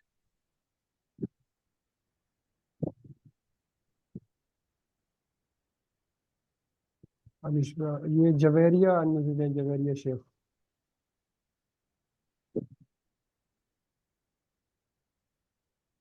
अस्सलाम आकाशा वाला। वालेकुम, मेरी आवाज आ रही है? जी वालेकुम जी। सलाम। जी जी। सर मुझे लास्ट से समझ नहीं आया। क्या चीज समझ नहीं आई? सर बेस अमाउंट के बाद से जो आपने किया, नीचे लाइन कोडिंग पे थोड़ा सा। कहाँ से समझ नहीं आई आपको? सर यहाँ से जब हमने लेट एक वेरिएबल बनाया बेस अमाउंट का, और उसमें हमने अमाउंट को जो है फॉर्म अमाउंट के साथ डिवाइड कर दिया। बिल्कुल। उसके बाद अच्छा ये, अच्छा देखें एक बार इसको मैं फिर रिपीट कर जी लेता हूँ, वैसे आपके पास रिकॉर्डिंग अवेलेबल होगी। इसको आपने 2-3 बार रिकॉर्डिंग को देखना होगा, क्योंकि ये चीज, ये वाला फॉर्मूला अगर सही से बताऊं तो ये पहले मुझे भी नहीं आ रही थी समझ, जब जिस वक्त मैं ये असाइनमेंट बना रहा था अपने। तो मैंने गूगल पे जाके देख लिया कि एक करेंसी से दूसरी करेंसी में कन्वर्ट करने के लिए क्या ट्रिक यूज होगी। तो ट्रिक हमारे पास कुछ ऐसी है कि अगर हमें नहीं पता कि किस करेंसी से किस करेंसी में कन्वर्ट करना है, तो हम एक काम करते हैं, पहले यूजर की एक अमाउंट को अपनी बेस करेंसी बना के उसमें कन्वर्ट करवा लेते हैं। इस केस में हमने यूएसडीटी को सिलेक्ट किया। हमने कहा कि यूजर की जो भी अमाउंट आ रही है, यूजर जितनी भी अमाउंट दे रहा है, 1000 पीकेआर दे रहा है, 1000 यूरो दे रहा है, जो भी दे रहा है, उसको सबसे पहले आप कन्वर्ट करो यूएसडीटी के अंदर। अगर यूजर आपको 1000 पीकेआर दे रहा है, तो उस 1000 पीकेआर को सबसे पहले आप लोग डॉलर के अंदर कन्वर्ट करवाओ। ऐसा ही है। अब जब पीकेआर आपके डॉलर में कन्वर्ट हो गए, तो वो 4, 5, 3 जितने भी बनेंगे, अब हमारे पास डॉलर की अमाउंट आ गई, एक बेस करेंसी में हमारे पास वैल्यू आ गई। अब उस बेस करेंसी की बेस पे हमने जो भी कन्वर्ट करने वाली करेंसी है, यानी जिस करेंसी में कन्वर्ट करवाना है, उसके एक्सचेंज रेट से हम डॉलर को मल्टीप्लाई करवाएंगे, हमारे पास हमारा आउटपुट आ जाएगा। $4 को अगर हम यूरो से मल्टीप्लाई करवाएंगे, यूरो के एक्सचेंज रेट से, ये देखें ये एक्सचेंज रेट हमने सेट किए हुए सारे डॉलर की बेस पे। यूरो के अगर हम एक्सचेंज रेट से डॉलर को मल्टीप्लाई करवाएंगे, जितना भी एक्सचेंज रेट बन रहे उसमें हमारे पास आउटपुट आ जाएगा। ठीक है। अच्छा, इसको तो सर आप लोग बेस एक अमाउंट में, जी बेस जी अमाउंट पूछे। में जो बेस है हम कोई भी अमाउंट रख सकते हैं अपनी मर्जी से, आप इसके या अंदर वन कुछ ही भी अमाउंट डाल सकती हैं, अपनी मर्जी की अमाउंट, अपनी मर्जी की करेंसी ऐड कर सकती हैं। इसको डायनेमिक बनाने का एक फायदा ये हुआ हमारे पास, अब हमें अगर, अच्छा ये आपका प्रोग्राम और भी डायनेमिक बन सकता है। इसके अंदर हम चॉइसेस के अंदर इसको और डायनेमिक बना सकते हैं, वो आप लोगों का होमवर्क है कैसे बनाएंगे। इसके अंदर अगर कल को चल के मुझे आगे कोई और करेंसी ऐड करनी है, मिसाल के तौर पे मुझे दिनार ऐड करना है, तो दिनार का एक्सचेंज रेट मैं डॉलर के अंदर लिख लूंगा जो भी बन रहा है, मिसाल के तौर पे 40 बन रहा है। तो अब मैंने यहाँ पे चेंज किया और यहाँ पे मैं ऑप्शन में भी ऐड कर दूंगा, यहाँ पे भी मैं ऑप्शन में ऐड कर दूंगा, और मुझे अपने किसी भी कोड को छेड़ने की जरूरत नहीं है। सिर्फ मैं ये काम करूंगा और यहाँ पे अपने एक्सचेंज रेट ऐड करता जाऊंगा। मेरी एप्लीकेशन डायनेमिक है। क्यों डायनेमिक है? क्योंकि हम लोग जो भी एक्सचेंज रेट को गेट कर रहे हैं वो हम डायनेमिकली कर रहे हैं। और डायनेमिक ऑब्जेक्ट की प्रॉपर्टी गेट करने का तरीका मैंने स्टार्ट में बताया था। तो ये तरीका है हमारे पास। इसको आप लोग प्रैक्टिस करेंगे, इसके बगैर ये समझ नहीं आएगा। एक दो बार करें, 3 बार करें, इस फॉर्मूले को बार बार पढ़ें, खुद रीड करें एक बार, आपको समझ आ जाएगा। अच्छा, एक सवाल और ले लेते हैं, देन क्लास को एंड करें।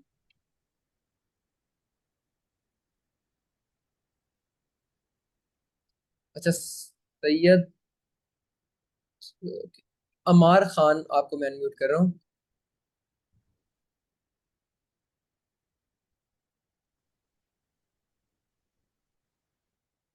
अच्छा, अमार को मैं अनम्यूट कर रहा हूँ, खुद म्यूट कर रहे हैं। तो परवेज अहमद, आपको मैं अनम्यूट कर रहा हूँ।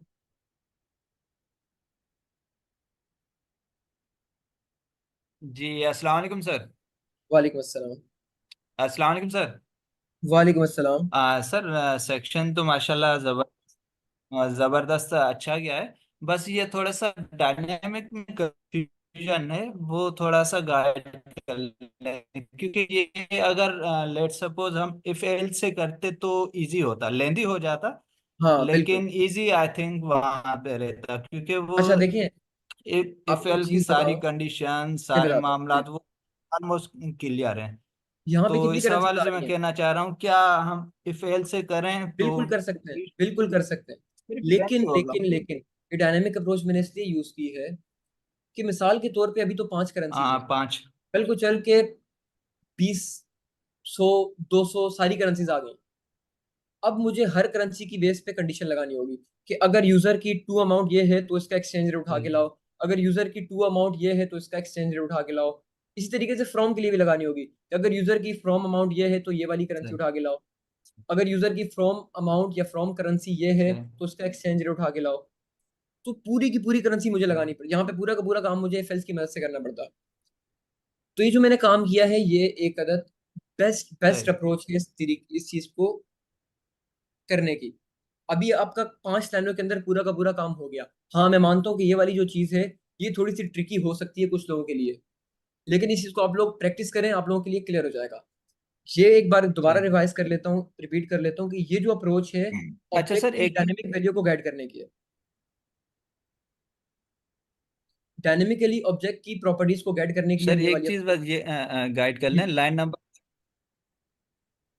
लाइन नंबर, सर ये लाइन नंबर 33 में लेट फ्रॉम अमाउंट इज कहाँ पे 33, 30 कौन, 33, ओके। ये from amount is equal to currency, तो ये करेंसी का नाम मेंशन करना क्या लाजमी है? इसके जगह आप कोई हाँ और देखें या देखें, मैं आपको खाली? एक बात बता दूं, देखें यूजर अमाउंट डॉट अगर हम सिर्फ फ्रॉम करेंगे तो हमें यूजर की करेंसी मिल जाएगी कि किस करेंसी से कन्वर्ट करवाना है। हमें उस करेंसी का एक्सचेंज रेट भी तो चाहिए। User sir answer dot from के अंदर हमें यूजर की डिजायर करेंसी मिल जाएगी, यूएसडीटी होगी, यूरो मतलब होगी, हमने समझ पीकेआर गया, होगी, जो मतलब भी आपका होगी। ना, मैं क्या मतलब इसी लाइन में वो अमाउंट भी ले रहा है, डॉलर की बिल्कुल कंडीशन ऐसे भी, ही, और कन्वर्ट बिल्कुल भी ऐसे कर ही, रहा है हाथ के हाथ। बिल्कुल ऐसा ही हो रहा है।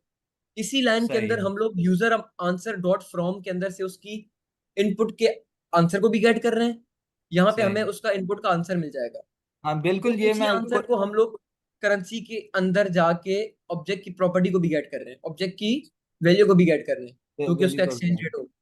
ठीक है, मैं मैसेज पढ़ रहा था, सबके सवाल ऑलमोस्ट यही थे कि ये करेंसी हाँ क्यों आ गई, करेंसी का क्या काम अच्छा है, देखिए मतलब ये ये। वाली जो चीज है ना, ये मैंने आप अच्छा इसको अगर आप लोगों ने थोड़ा सा सिंपल करना है तो इसको ये कर सकते हैं, let user from currency is equal to, इसको यहां से करें कॉपी,